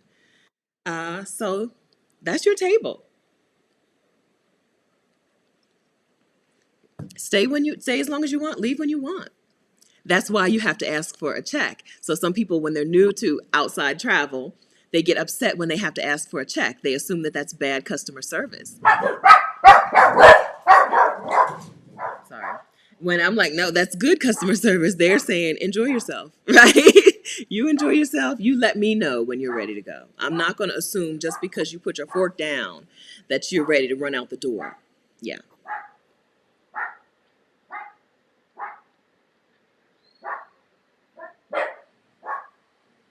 Hi. Killing me 7. I'm sorry. The neighbor, he's like literally the neighbor. They see him come and go every day and they just get so upset about it. Dogs are so ridiculous. Okay, that's enough. That's enough. Yeah, like they're so ridiculous. You see this man come and go all the time. Leave him alone. He lives there. Like that is his home. You can't bark at somebody for going into their own home. All right. Do I have any tips on saving money on housing other than house sitting? My partner doesn't seem to be into it. There are, I'm sorry, I don't know. I don't know how to mute because I'm on eCam. I don't know how to mute myself. Okay, so he may not be, if he's not into house sitting, he may not be into work exchanges. I've done work exchanges where you get free, if you're talking for long-term travel, I'm assuming you're talking long-term travel. You can do work exchanges where you do work for people in exchange for free room and board, usually like 4 hours a day for free room and board. You get the place to stay plus the meals. I've done work exchanges through Workaway, HelpX is also very popular, and then Woof, WWOOF, but those are farm work exchanges pretty much specifically. Um, so, what is it called? Where you just stay in, couch surfing is still a thing, couch surfing still exists. Airbnb is probably your best choice, right? I have a list of 50 cities where you can Airbnb for $500 a month. Vicarious.com/50 cities. If this link isn't right, just go to vicarious.com and you'll see that post. 50 cities where you can Airbnb for $500 a month. So Airbnb is probably the best bet. For long-term travel, I talked to a woman on my channel named Alicia who traveled as a family of four, and they negotiated prices with the hotels, which I didn't know you could do, right? Contact the hotel. Instead of just booking on the site, they contacted the hotel. They stayed with one chain in particular throughout Southeast Asia, and they got the same rate because they traveled for $1,600 a month as a family of four, including accommodation. So negotiation, always a thing. Negotiate on Airbnb, negotiate with hotels, all of that. House exchanges, like house swaps, are a thing.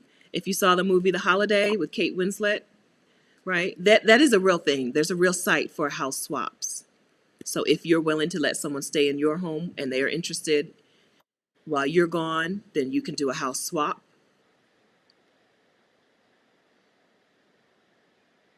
I'm just next. So I have off the wall things, off the wall ideas, right? Y'all could volunteer. I mean, not volunteer. Y'all could work on a cruise ship, on a not a cruise ship, on a yacht, right? You can go to work on a yacht. That's what I would have been more interested in doing before COVID, right? Because I need yacht life in my life, and I think that I could work on a yacht temporarily, right? So y'all can work on a yacht. You have access to the yacht while the people are off bopping around for them. That's an off the wall idea. Uh, but that's about it. That's it. I think Airbnbs are probably the best way to save money because you can negotiate, you can get an Airbnb in a different, like, if you need an Airbnb that is below a certain price in a place where that Airbnb is going to cost more than the price that you're willing to pay, you could just get a room instead of the entire place. Right? That's the way to save money. So if instead of booking the entire house on an Airbnb, are there Airbnbs where you can just book a room in that house? You still have access to the kitchen. You still have access to the yard, the living room, the pool, but you have just booked one room. There are Airbnb hosts who have set it up like that, where they have parsed out rooms in the home, whether they live there or not. Some of them are rental properties, and some of them are their actual homes. So I think Airbnb would be the first. That would be the first choice. Me neither, Teresa. I know. I have considered it, but I don't. Yeah, I don't want to work either. Okay, so those are my suggestions.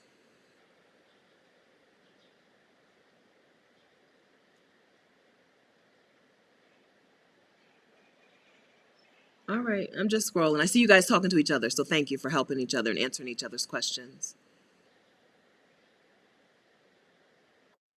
Maxine's got places where you can get a holiday visa to work in hospitality in these countries. Most of these, though, you do need to be below 30. She's saying there, she already put that in there, 18 to 30. Yeah. So if you're below 30, there are countries where you can get a working holiday visa and come and work there for however many months that the visa is for. She says a year. Yes to that. All right. Sister Geek says couch surfing was really useful when she was in Scotland. Yes. Yeah, couch surfing is people who want to open up their home to other travelers. Again, just read the reviews, right? Rely on reviews. I wouldn't couch surf with somebody who didn't have amazing reviews. No Boss TV. Hi, Lisa. Do you recommend saving 100% before leaving or saving most because you are working along the way? The only way I would say save 100% is if you know you're not going to work, and you have a finite period of time you want to be gone. So that year that I traveled and I knew I wasn't going to work, I saved 100% of the money that I needed and I went. But if you are talking about working still, then no, don't save 100%. You're just, you're right. Why? You know, if you already have work, right? If you're already working remotely, why? Yeah, I don't think you need to save 100%. I don't think you know, save 2 or 3 months money. I don't know. Save an amount of money that makes you feel comfortable. Save an amount of money that makes you feel like, okay, I can go. But if you're working and you're still going to be making money, who needs savings? What is savings? Yeah, so I did save 100% of the money that I needed for that trip for the first year. But that was 2015 into 2016. It's 2021. I'm still out here. Yeah. All right. TA Force, do you keep your media equipment with you in your carry-on? Yes, all I have is my cell phone and my laptop, a little light thing. That's it for equipment for me. And I have my Skyroom thing. So yes, the Skyroom I check, or not check. The Skyroom I put in my suitcase. The laptop and the phone stay with me on my person in my backpack. Yes. Yeah, Marie James. So I see Marie James. I see Yoga Bliss Dance telling Marie James to repeat the question. Yeah, repeat the question. If there's something and you're upset that I'm not reading it, it's just because I don't see it. I'm on a third party app called Sky something Ecamm Live, and I don't see every question. So if you have a question, ask it again, please. Susan says, did I do Workaway? I did Workaway in Cambodia and in Australia twice. Two times in Australia, once in Cambodia. I had a great experience, a good experience, and a not good experience. Cambodia, not good. Part of the Cambodia problem was that it's so inexpensive to just stay in Cambodia. I was doing too much work for what I was getting, right? I'm getting a bed in the home, but I'm doing 4 hours of work for the bed, you know, like a dorm room costs $10 a night, right? I'm working 5 hours a day to get this bed. It wasn't working out. It wasn't the math didn't math. And the electricity kept going out at night. So there was no fan, no heat. I mean, no air conditioning, no electricity, no fan. I was miserable. That was a work exchange where I was miserable. All right. I did a work exchange in Australia where my job, and that one was writing for him. He was a farmer from France. He was French, and he was a farmer in Cambodia, and he needed someone to write some letters in English that he, you know, write to two non-government organizations trying to get money, and it was just too much work for what I was getting in exchange. So that's something to work out, right? I should have figured that out for myself. In Australia, where everything is very expensive, I made out like a bandit, I feel like, right? I did a work exchange where they were breeding schnauzers, and my job was to feed the schnauzers, right? Every morning I put food into a crock pot for them. It smelled so good. I made them their dog food every day.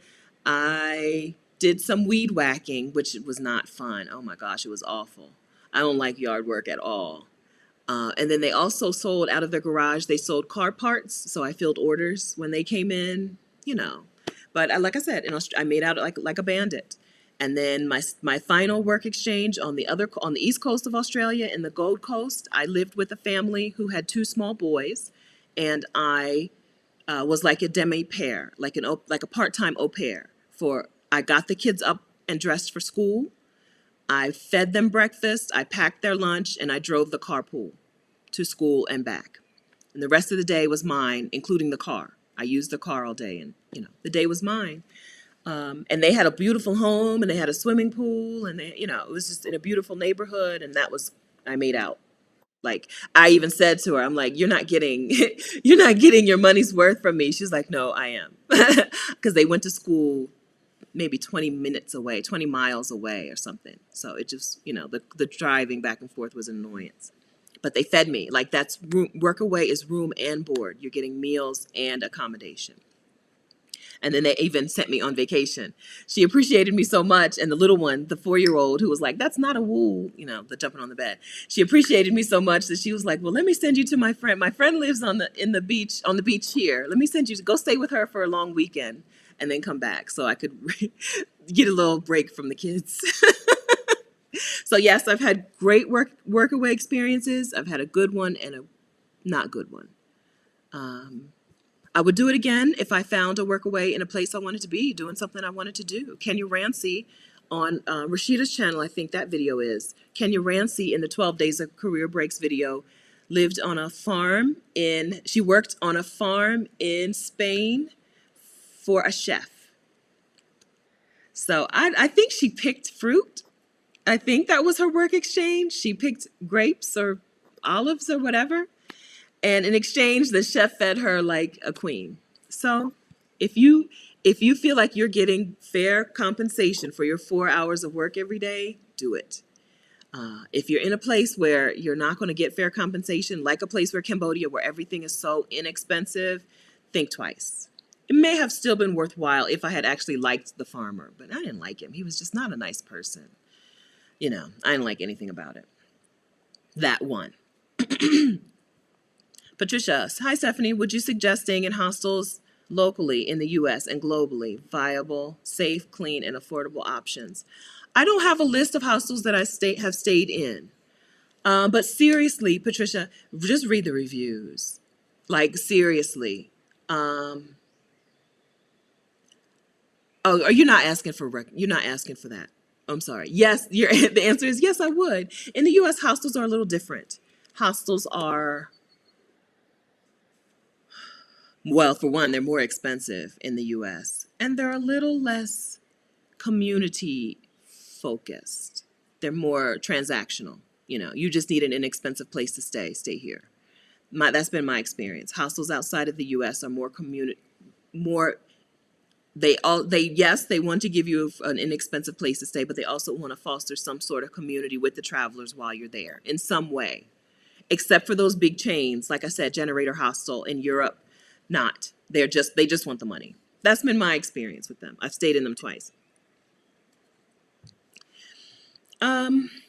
So clean, read the reviews, right? Read the reviews. To make sure the hostel is clean, read the reviews and see what people say. I like hostels without the bathroom in the room. Okay, because that bathroom inside the room is going to get cleaned less than the bathroom if it's just a hallway full of bathrooms, right? Like a hotel. That if you're staying in a room with 6 bunk beds, 6 people using this shower, it's not going to get cleaned 2-3 times a day. And somebody's going to walk in there with their muddy shoes. It's the whole bathroom is a wet room. They're going to walk in there with their muddy shoes. Now the whole shower floor is muddy until it gets cleaned tomorrow. If it's got an outside hallway bathroom, like a bathroom that is not in suite, then that is getting and you're staying in a dorm room, that is getting cleaned multiple times a day. In a clean hostel, in a hostel where that's a priority. So read the reviews. I prefer outside. I don't prefer in-suite baths for that reason. Safe. Yes, they don't usually let strangers into hostels. You have to be a guest to stay, to visit the hostel, to be in there. Even if it has a rooftop bar or something, it's for guests only. And then, just like a hotel, some of them will have like a security person or whatever. And then they have the room. So even though you're in a room with other people, if you're staying in a dorm room, even if you're in a room with other people, you have a way to lock your things up. Make sure that you have a way to lock your things up. There are hostels that exist with no lockers, which I don't know. They exist. But most of them have lockers, and some of them have small lockers. So you need to make sure that it's the right thing for you. I like hostels where the hole under the bed is a locker. So like if it's a bunk bed, that whole thing is a locker and it's divided in 2, right? 1 locker for me, 1 locker for the person in the top bunk. And then you put your own lock on it. So that covers safety and cleanliness, right? And affordable, they should be affordable, right?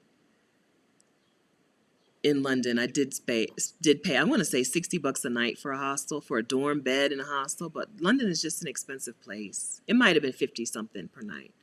London is an expensive place. My face. San Francisco also. I stayed in a hostel. I had a house sit in San Francisco canceled, and I had to book a couple of house sits to cover me. And I stayed in a hostel in between. And that it was more like just a house that they had divided up into rooms and stuff. There was no hostel atmosphere. It was just a house with bunk beds and keypads on every door. And I want to say I spent 50 something dollars a night there too. In Bali, I stayed in a hostel with a capsule bed, like you can't see anybody. The capsule bed and a swimming pool and an office for $16 a night. So that covers affordability, cleanliness, safety, globally viable. Oh, I'm reading this wrong. Local in the U.S. and globally.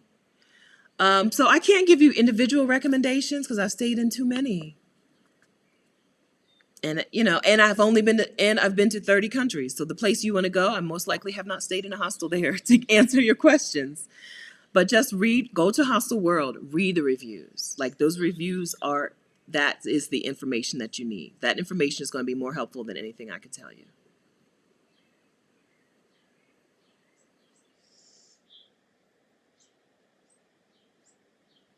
All right.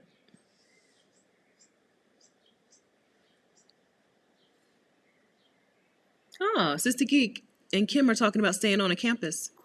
My parents have stayed on military bases. Oh, so you asked about inexpensive options in the U.S. and probably abroad too. You can, if you have some military affiliation or like a family member, you can stay on military bases inexpensively here as well. I haven't seen Justice. Justice, holler if you're here. Holler, please. I haven't seen her today. So yes. But somebody please expound on this staying on campus thing, if that's an option for us. But I have heard of staying on military bases as well, inexpensively. So that's another recommendation for you. You asked about you and your husband, a place where you could both stay. So Gina, I don't know if I answered this already. I used workaway.info. HelpX is also a good site, HelpX. And then WWOOF, WWOOF, is work exchanges that are all farm related. WOOF. Those are the only ones I know. I lost you guys for a second.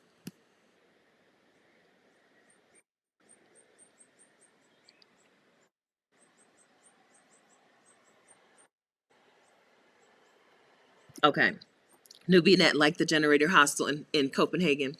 I'm just not down with them. I think part of it is just that they don't have any like social, stuff built in. The hostel is supposed to be a community. So my cousin Marcy and I stayed at a generator hostel in Paris. Now, we did have a bad experience with our roommate, so that might have clouded my judgment. But I like the less chain hostels because you're going to get, I think, good service. But I'm glad that you had a good experience with them in Copenhagen. So maybe there's hope. Maybe my bad experience was a one-off, and maybe there's hope for Generator. Okay, Patricia. All right. Sister Geek, my first hostel experience was in London. I had a fabulous time. Nothing like watching a Swedish hockey team walk into the building while we are sitting watching movies in the living room. Good. All right. All right. So y'all are looking for Justice. I haven't seen her today. We'll let her know next week how we feel about her missing a day. All right. Okay. I feel like we're done. Okay. Alicia says her son's in the Navy. She'll ask him. Yeah. My mom's sister's husband, who is my uncle, is retired Air Force. And when they go visit, when my parents and my mom's sisters and them, when they go visit, they stay on the Air Force base sometimes for less. It's inexpensive. Okay, so this is not something I knew happened. So TA Fori is also saying she stayed on a campus dorm in Tel Aviv. So how did we book this? Can anyone tell us how you find out about staying on campus? Do you just look Google local universities and see if they offer that? Is it only during the summer? More info, please. Okay. Found a mention on Booking about a campus that was offering accommodation during the summer. Okay. Basically staying in the dorm significantly cheaper and came with a meal plan? Ah, so and this is from booking.com. All right. Good to know. I need to holler at booking.com. All right. I had no clue either, cutie pie. I had no clue either.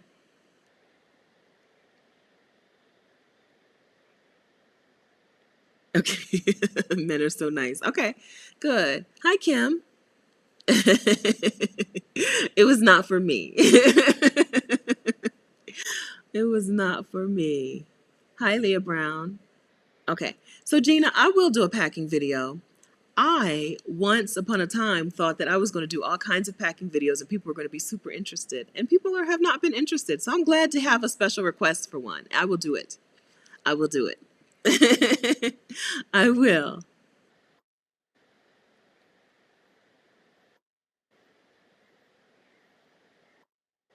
Okay, here's a question from Hey BB. Has anyone updated their passport recently? Anything she should be, anything she should know?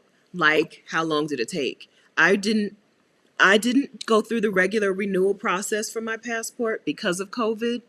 And so I don't know. So I got mine at the passport agency in November, because I didn't want to deal with the turnaround time. So if anybody can give us an update on what the turnaround time is for renewing a passport, please let us know. Hey BB needs you. I also recommend that I don't do this is something I would recommend, but I don't do. I would get the book and the card. The card alone is not helpful. Okay. Card alone won't get you any place, I don't think. But I would get the book and the card. That way you can keep the book in your secure place in your luggage and keep the card on your person in case you get stopped somewhere and they ask you for something. So I would get the book and the card. I haven't done it because this time I did the expedited and I didn't want to do anything that was going to make them be like, oh no, we can't do this today. I needed it that day. I needed my passport renewed that day. But next time when I go through a regular renewal process and I have time, I will get the book and the card. The card alone, though, is not helpful.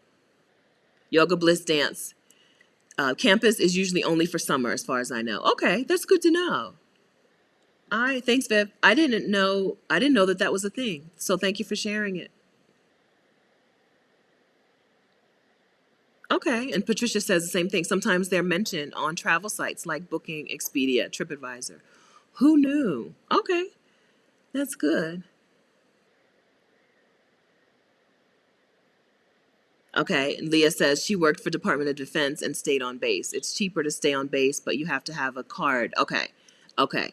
So only if you're with some. Okay, so that might be why it works for my parents because my uncle is with them.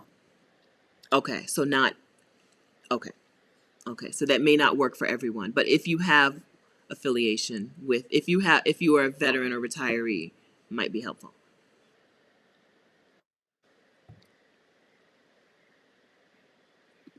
Stacy went to NCA&T and T and they had hotel rooms in the student union.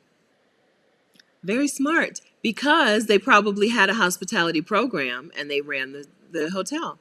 That's awesome. Okay, Nubianette, I love watching packing videos. I used to love them too. That's why I was so surprised that nobody really cared about my packing videos. But I do need to do some. I do need to have that available on my channel, like as a resource for people who do want them. All right. Okay. And Patricia says the same thing. Okay. I'll do some. Yes. I was getting ready to say I'll do it. I'll do a packing video before I pack to go home, but I don't know. I don't want to promise a date, but soon. Okay, passport. Pearl Pugh. Okay, so this was right during the shutdown. Renewed her passport in March and received it in July, which is better than I would have expected. Stacy, how long ago? So Stacy says she got hers renewed the traditional way and it took about 3 weeks. Can you tell us when that was?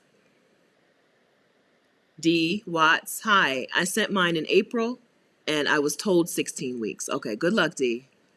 Good luck, girl.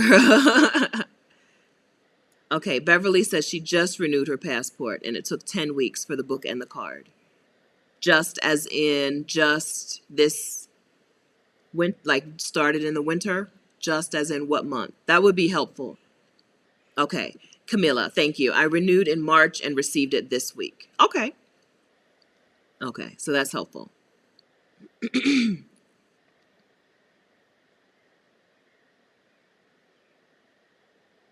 Okay.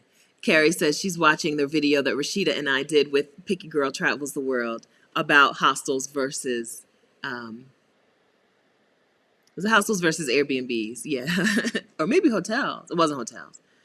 Yes. Yeah, we have a video on Adelia's channel on Picky Girl Travels the World where Rashida and I debate hostels versus Airbnbs.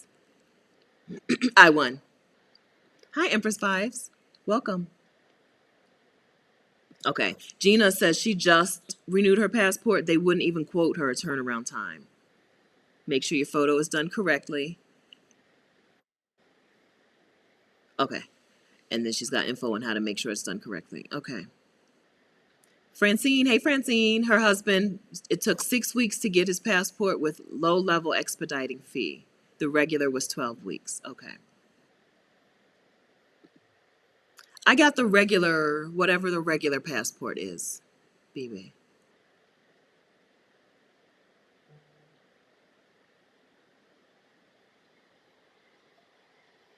All right, I'm scrolling.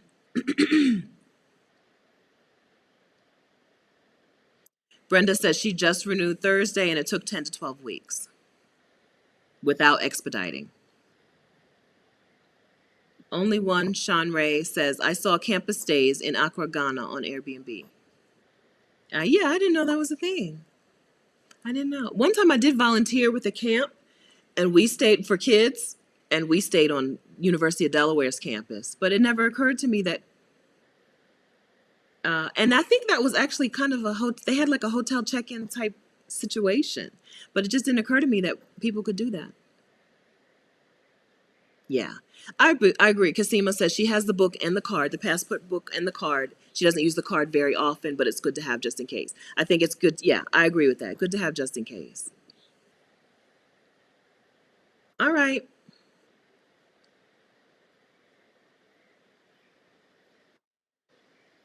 I'm late to the party. No problem. Welcome. We do party long. Well, because for most of this year, I have not had good internet. And so things have happened. Like I just dropped off of one live stream. I just was gone. I thought y'all were there. Y'all were still in the chat. I just was gone. So we're just making up for it. We're not going to put a limit on things. I am going to put a limit on this soon because my head wrap is tight and I need to take it off. So we're going to shut this down really soon. But yeah, yeah, we do party long. And some people come and go. So part of it is that some people come and go. And so I answer the same questions repeatedly throughout the live stream because just because you can't get here at 10 a.m. Eastern time doesn't mean you shouldn't be able to get your questions answered. So you ask me the same question, I'm going to answer the same question. You know, so that's another reason we go long. Also, I can't stay on topic. I have a problem. Okay. Yes, David got his done the same day in Chicago. I got mine done the same day in New York City. You have to be traveling within 3 days. You have to have a flight within 3 days. And you can, if they have appointments available, which is a big if, you can get an appointment in there, in the place. I did that in New York City and I bought a ticket and then canceled the ticket so that I had verification that I was traveling in 3 days just to make sure I got it.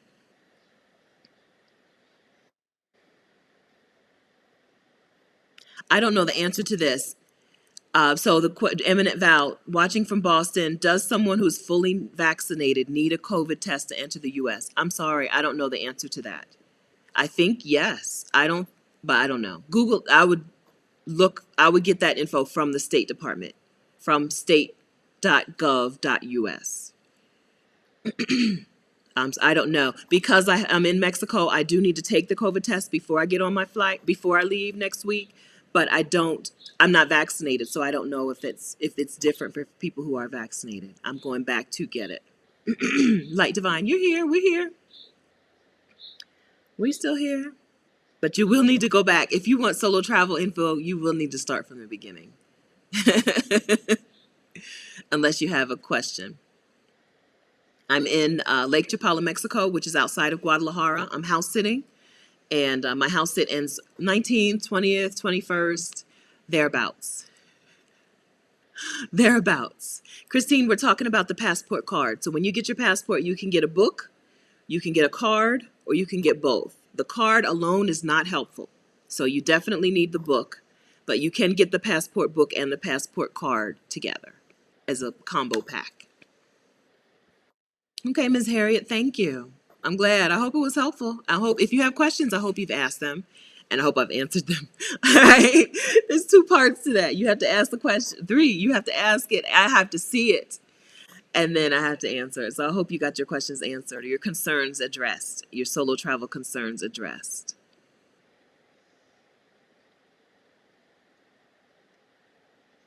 Okay. Okay, good. Yeah, so if you have solo travel questions, so we talked about the things that you need to make sure that you are protected as a solo travel. You need travel medical insurance that will pay for your hospitalization and for your medical evacuation in the event that you need to be medically evacuated. Then you need to make sure that someone has those documents, not just your travel insurance documents, but also make sure someone has in the U.S. or someone where you are has copies of your passport and I've also copied the front and back of my credit card. That's, you got to trust your person for that. But I have given my parents those things so that in the event that they need to handle things for me, they can. Uh, yeah. Okay. So we need travel medical insurance when you're a solo traveler, and you need someone who can um, get access your stuff if you can't. Right? We talked about the differences as a solo traveler, like going to the beach alone, how to secure your stuff from the monkeys and the baboons who will try to steal your stuff off the beach, and the seagulls who will try to steal your stuff off the beach. We've talked about um, way, ways to stay when you're solo so that you can get some help, right? So you can have like a concierge or like someone who can make sure that you enjoy your time in that city. We talked about hostels, boutique hotels, regular hotels, Airbnbs, right? How to make sure that if you want somebody who's going to help you enjoy this city, how do you get that? Um, yeah, solo travel. Okay. I feel like that's what we covered in solo travel. We didn't cover selfies, like how to take your pictures when you travel solo. Make sure that you have a little mini tripod. I have a Gorilla Pod, but my Gorilla Pod's been acting up and I'm going to replace it. And I think I'm not going to replace it with a Gorilla Pod. I'm going to look for something a little sturdier. So you make sure you have a little mini tripod to take with you to take some pictures. And also, like seriously, if you see a couple taking pictures, like you see someone directing another person, like you can tell that she is an Instagram, either she's an Instagram model or she thinks she is. Ask those people to take pictures for you. Ask them. Ask them to take your picture. She is going to direct, she's going to act as the art director. She's going to make sure you get the picture of your imagination, the picture that you see in your mind's eye. She's going to make sure it comes to fruition. Because if you ask just anybody to take your picture, it's going to be like a picture of your feet. Your head's going to be cut off here. Like none of the stuff in the background that you want, right? Pick somebody who looks like they are into Instagram and ask them to take some pictures for you. I've handed my phone to strangers all over the world. I always get it back.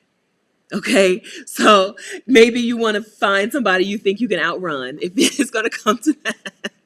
But I've found if they're there, they're a tourist, they're not looking to steal my stuff. They want that photo. I'm going to wait till they get that photo and then I'm going to ask them to take the same photo of me.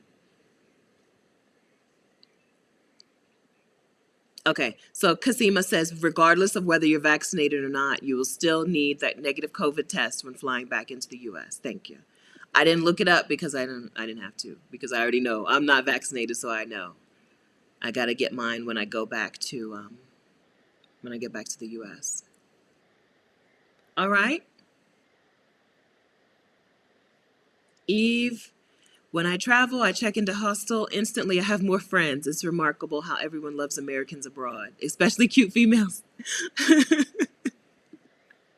I don't know if people love me because I'm American, but people do just talk, right? There are people who are just there. They're going to invite you to things.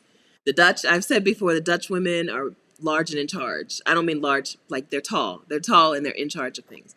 So if you get somewhere and you hear some Dutch, know that that woman is going to be the boss. She is going to invite you to go places. She's going to arrange things for y'all. Like they just are like the Virgos of the EU. The Dutch women are the Virgos of the EU.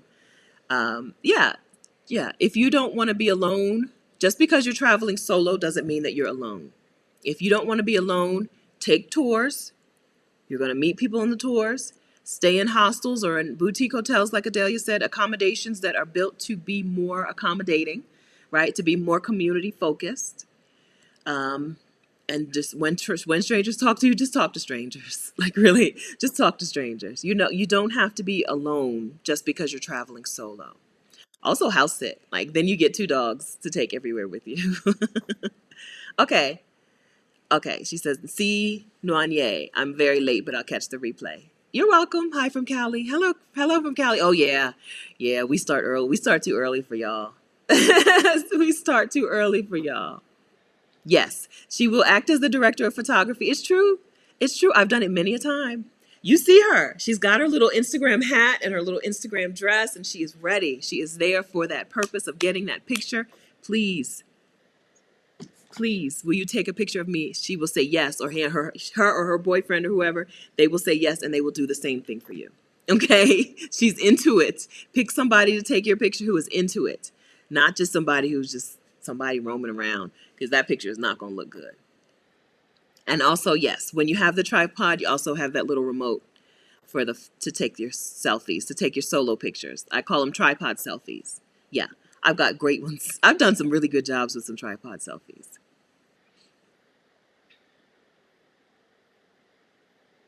Hi, Renee. How long have you traveled doing house sitting or work travel at any given time? My longest trips have been 12 months. I did 12 months straight without house sitting in Southeast Asia in 2015. And then I think it was 2018, I house sat for 11 months straight, just bopping around.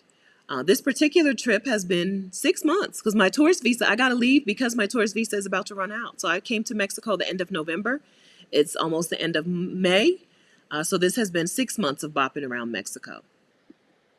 But I do, so I like to be gone for long stretches of time. Okay, I'm getting near to the end. Who gets super chat? Good questions, Christine. We're still giving super chat this month to Womanist Working Collective.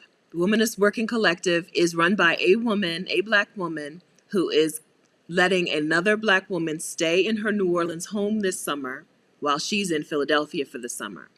Okay? So she's letting a black woman stay in her home as a sabbatical space. Yes. So I told you last time I was going to have more information this week, but I mean it next time. So next Saturday, which is already going to be the end of May, right? We have 2 more Saturdays in May. Okay, so next Saturday, more information about the Womanist Working Collective. She's getting the super chat. If you don't want to send it through YouTube, you can send it to my Cash App, which is S Perry 302. Yes, so Womanist Working Collective, her goal, so the reason that we're collecting money is she wants to do some things to make her space a little more welcoming to the woman who's going to be staying there for the summer. And her real goal, her big goal, is to pay for that woman's own mortgage or rent at home while she's in New Orleans, right? So let's say if if you're from Tulsa, you live in Tulsa, you're going to New Orleans for the summer, she wants to be able to pay your Tulsa rent for you. That's her big goal. So we need some, if you know of someone who would like to sponsor that, for real, holler. Because we need some sponsorship dollars for that. But as the Vacarians, I think that we can help her. She wants a mattress, right? She wants a better mattress for the woman. I think that we can cover that. I think. We'll see. She's gotten a food stipend already. She's gotten money to feed this woman. There's a CSA, like a farm, community farm CSA. So she's gotten a food stipend plus the CSA money plus book stipend to help make the woman help the woman more comfortable while she's there. And I think she would like a bicycle as well for the lady. So that's where Super Chat from today is going. So thank you everyone who has contributed to Super Chat today. And also if you send the Cash App, that's also where that'll go. You got to say it though. If you send the Cash App, and everyone has been doing that. I think I got 10 or 12 Cash Apps after last Saturday. And just make sure that you say that it's for the sabbatical space or for Womanist Working Collective. Womanist Working Collective is their name. All right.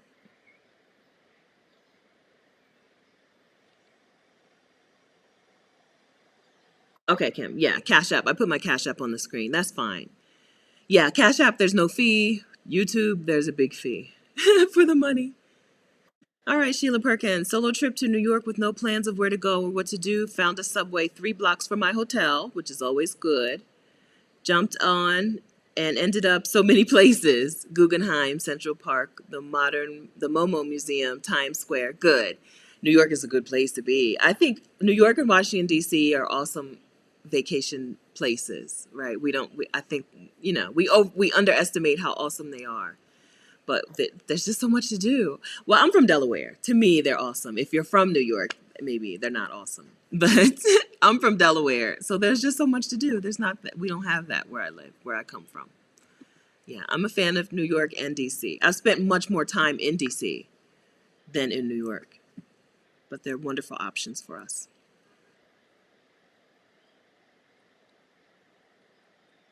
Okay, thank you for that, Christine, if I didn't thank you for that already. Okay, Vicarians, yes, from the Vicarians. Okay, Flower Child 50, how do you not look like a tourist? Not unknowing. First, I'm going to go the opposite of that. And I'm going to say there are places where looking like a tourist is no problem because there are people who they're pickpockets and stuff, but they're not people who are out to take advantage of you. They're pickpockets anywhere. But I intentionally, if I stay in a hostel and they have a paper map on the counter, I pick up that paper map. And when I go places and I'm looking, I open up my paper map because I know that someone will stop me and help me faster than I'll be able to figure it out myself. Okay, so don't be afraid of looking like a tourist as long as you don't look like a tourist who needs to get robbed. Okay, if you have an expensive camera around your neck, don't do that. I don't have an expensive camera around my neck. I'm walking in not expensive clothing. I don't look like I'm worth robbing. So ain't nobody worried about robbing me. More often than not, people will just stop and help me get where I'm going. I have had people stop and walk with me to take me where I'm going. So I'm not afraid of looking like a tourist. I don't want to look like a rich tourist. Okay? So I think that's the big difference. So don't keep your expensive camera out. I don't have an expensive camera. I have an iPhone 7. I have an iPhone 7. So I don't have those problems. Keep things on your body. Like we've seen in the chat, even that is not foolproof, right? But if you need it and you don't want it stolen, keep it on your body, not in a bag that can easily be taken away. I've used money belts very briefly for my gap year. I used a money belt probably for 2 weeks. If that, I was like, it's too much of a hassle trying to get into it. So keep things on your person as close to your body as possible, or just don't bring them. Okay, just either leave them in the hotel or leave them in your house before you leave on the trip. Yeah, I don't look robbable. I don't look like it would be worth it to rob me. Yeah, that's all. I'm thinking for good advice. That's it. Don't have a bunch of expensive stuff on you, and but don't be afraid to look like a tourist. You're going to look like a tourist, right? I'm not walking around Cambodia and people being like, oh, that's Stephanie, she lives here. No, I'm going to look like a tourist. In Mexico, I look like a tourist. There's no question that I'm not from here. Thank you for that super chat, Anissa and Kelly Me 7. No question. So don't be too afraid of looking like a tourist. In South Africa, I got pegged as a tourist immediately. Immediately. There was never any, only one woman greeted me in, uh, what language? Zulu. One woman greeted me in Zulu. And then she turned, when I said good morning, she said, "You don't speak Zulu?" In my 2 months in South Africa, one person thought maybe I spoke Zulu. Right? You are going to be, or I can't pronounce the name from the East Coast, from the West Coast of South Africa, from the Cape Town area, Tausa. I can't do that. So yeah, you're going to be pegged as a tourist. They are going to know good and well that you're not from there. But as long as you don't look easily robbable, as long as you don't look like a criminal of convenience would benefit from robbing you, a crime, I don't know. I hope that was helpful. I feel like I'm just brushing it off. It's a real concern, but all you can do is keep your stuff, you know, just don't look like you. If there's a group of people, just don't look like the one that they want to try.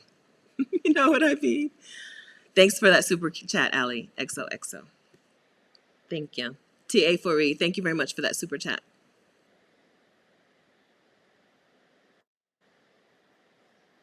All right. I hope that was helpful.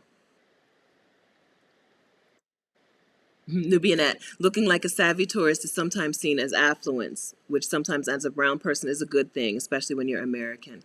I definitely don't look like a savvy traveler. Like I'm not exaggerating. I really do. If they have a map on the counter, a paper map, I'm taking it with me. And then as soon as I need to figure out where I'm going, I'm not pulling out Google Maps. I'm pulling out my paper map because somebody will help me. And people stop and they help you. They really do.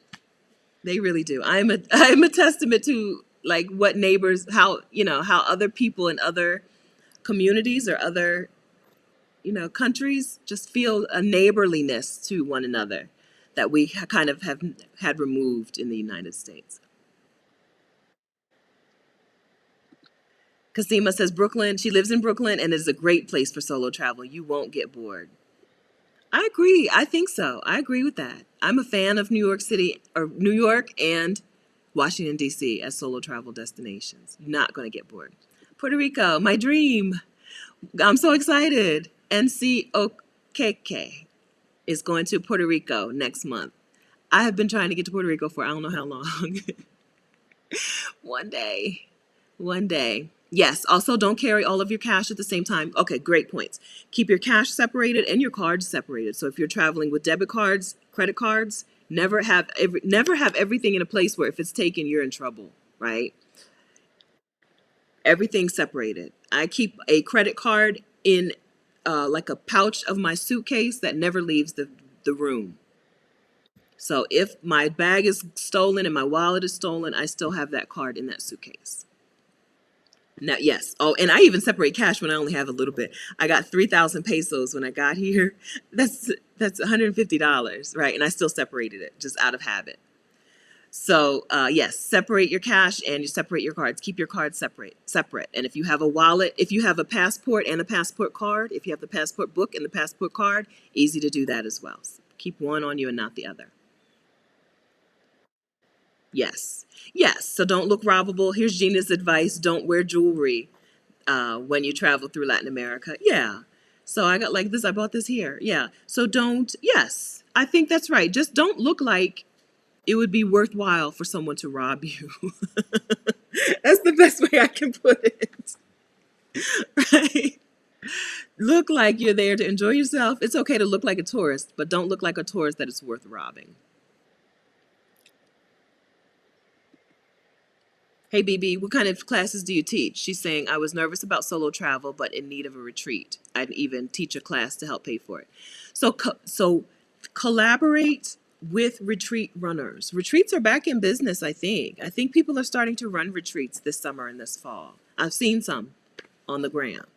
So whatever you teach, communicate with people. You never know what people will work out for you. Yeah, so talk to people who are running retreats and let them know what you offer and what you're willing to do if they would let you teach your thing at their retreat. I'm all in on collaboration. I don't think there's any secret.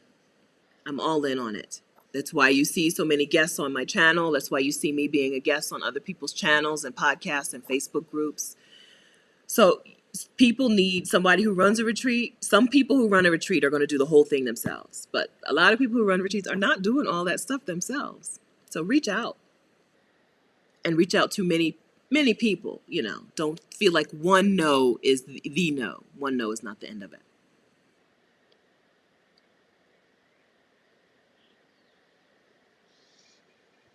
Susan, I want to go to Aaron more.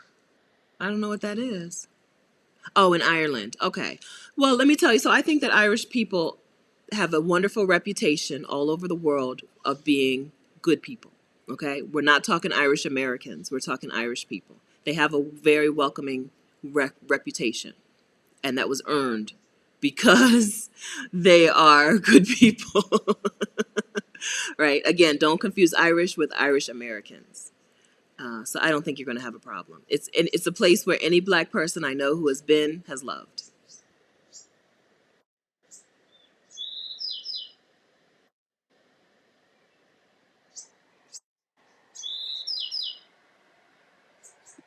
We do dress differently, just don't look stupid and rich. That's right. I mean, I don't care what you do. You're going to look like a tourist. I don't care if I had some dresses made in South Africa. They're going to be like, she's not from here. For one thing, I'm at least a head taller than all of the black South Africans that I met. Right? Like, there's no question that I'm not from. You just are. In Brazil, I just knew in Brazil I was going to blend in. In Brazil, I'm walking down the street and this man yells, "I love you, America." No, it wasn't. It was on a boat. It was on a boat. We were on a boat going to a little island thing. And he comes over to me. He like yells at me across the boat, "I love you, America." Like, I don't care where you are. They will know you're not from there. So it's okay. It's okay. Once you get past that, you're okay. Working that womanist working collective is the collective that is the collective run by the woman who is giving her home to a woman for the summer.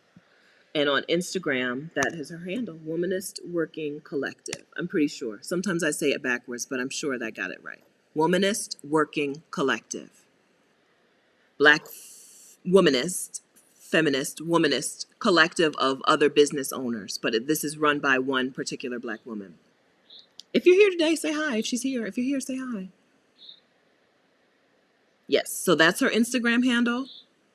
Um, I don't go on Instagram enough to know if she's posted about it yet, but she did email me this week.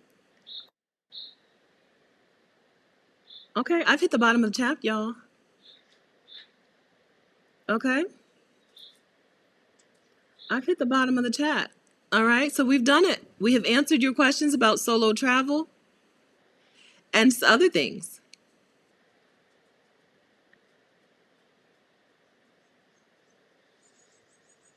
One more. Janie. Janie says, keep a copy of your credit card, passport, and ID in your phone. That's true. I do have those photos as well. Great. Good info. Yes, a picture. Take a picture of all of that. That way it's in your phone. I have emailed them to myself in case for some reason I can't get to the SIM card problems. Then I have them in my email, and then I have the actual photo print copies with my mom and dad. All right. It's okay. I'll know who you mean. NW. She says she wrote it wrong in the memo. I know who you mean. So I just want to make sure that there's nothing. Because if there's nothing, I'm going to breakfast with that money on Cash App. If you just Cash App me some dough and don't tell me it's from the Vicarians or that it's for the whatever, for the work Womanist Working Collective or any way of telling me who it's for, then it's for me. All right. Susan, no problem. You're welcome. She says, thank you for addressing her questions. You're welcome. That's what we do. All right. Sister Geek says, postal workers in Ireland toss their postcards into a trash bin. That's not good. That's not, but I've heard, like, seriously, I don't know how long ago were you there? I've really heard that they are some of the, they get ranked some of the kindest people in the world. Okay, Allie. So I was told that there was something that I was supposed to see in the chat, but I don't see it. That some idea, something that someone wanted me to do that I don't see. But I do see Ali, who says host a virtual social and workshop, please. So you know where we'd host virtual socials and workshops? At the Exodus Summit, in the Exodus Summit Facebook group, which is at exodussummit.com/community. Rashida Dow from Sheeta's on the Loose and I almost did it. Oh, HTTPS is the link to put the thing. I did it all wrong. I said I almost did it, but I didn't. exodussummit.com/community. Rashida Dow, who is Sheeta's on the Loose here on YouTube, and I host a group for Black women who want to plan a sabbatical or move abroad. And we do things like Zooms and stuff, and live streams and stuff over there. So if you want to do some and we did a fun social thing a couple of months ago, and we haven't done another one. But but now that I have good internet, reliable internet, and I'll be back in the U.S. with more reliable internet, maybe we'll get something going for the summer. Yeah, and then you may not have been here. I'm going to Tampa, so maybe we can actually like meet in person in Tampa, if anybody's in the area for the summer. I don't like so I want to be responsible. So I'll let you know when I've had my vaccines. And then maybe we can hang out in Tampa, maybe. Yeah. Another vote for Irish people. TL says, I think they like Black people. I think they do.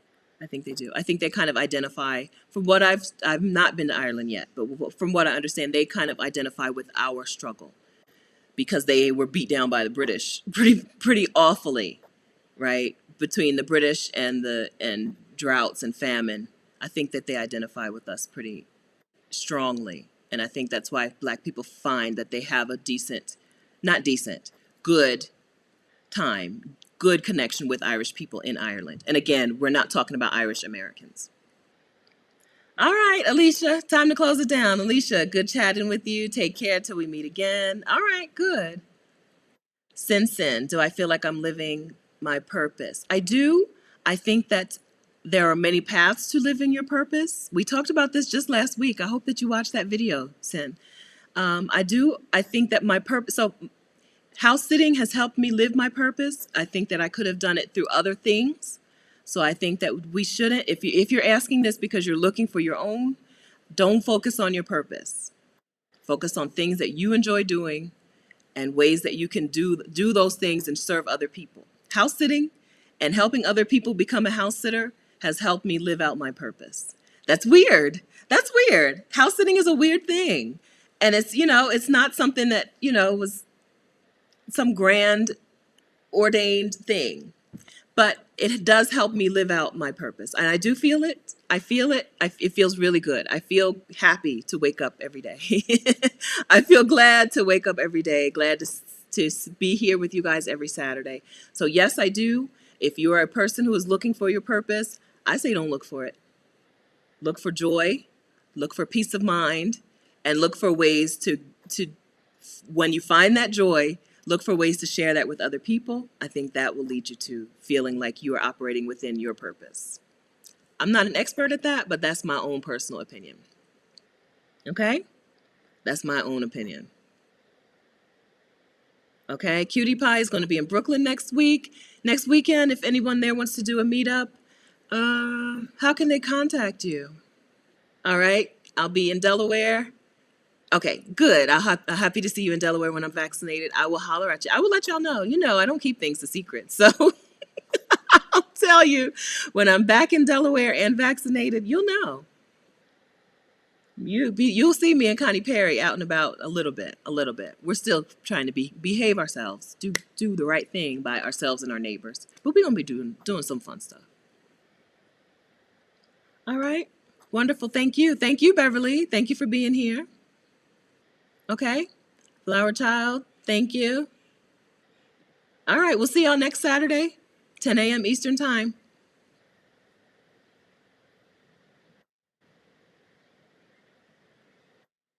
Me too. Okay, I'm scrolling. I just want to make sure. Okay. All right. I'm glad that you're here. I'm so glad that you have been so giving and so sharing and so helpful as always. As always, again, I'm going to update you on the super chat money for the Womanist Working Collective, and I will give you more information about the actual collective because she's got pictures of our space and everything, and I'm really behind, but I'm gonna do better. Okay, so maybe that's what we'll talk about next Saturday, and that's it, right? Okay, that's it. Okay, thanks again. I'll see you next Saturday, 10 a.m. Eastern. Thank you so much, friends. I appreciate you so much. Don't forget to join Solo Sisters Facebook group for Black women solo travelers and wannabe solo travelers, and Exodus Summit Facebook group for Black women who want to plan a sabbatical abroad or move abroad. Okay, that's really it. Okay, bye, friends.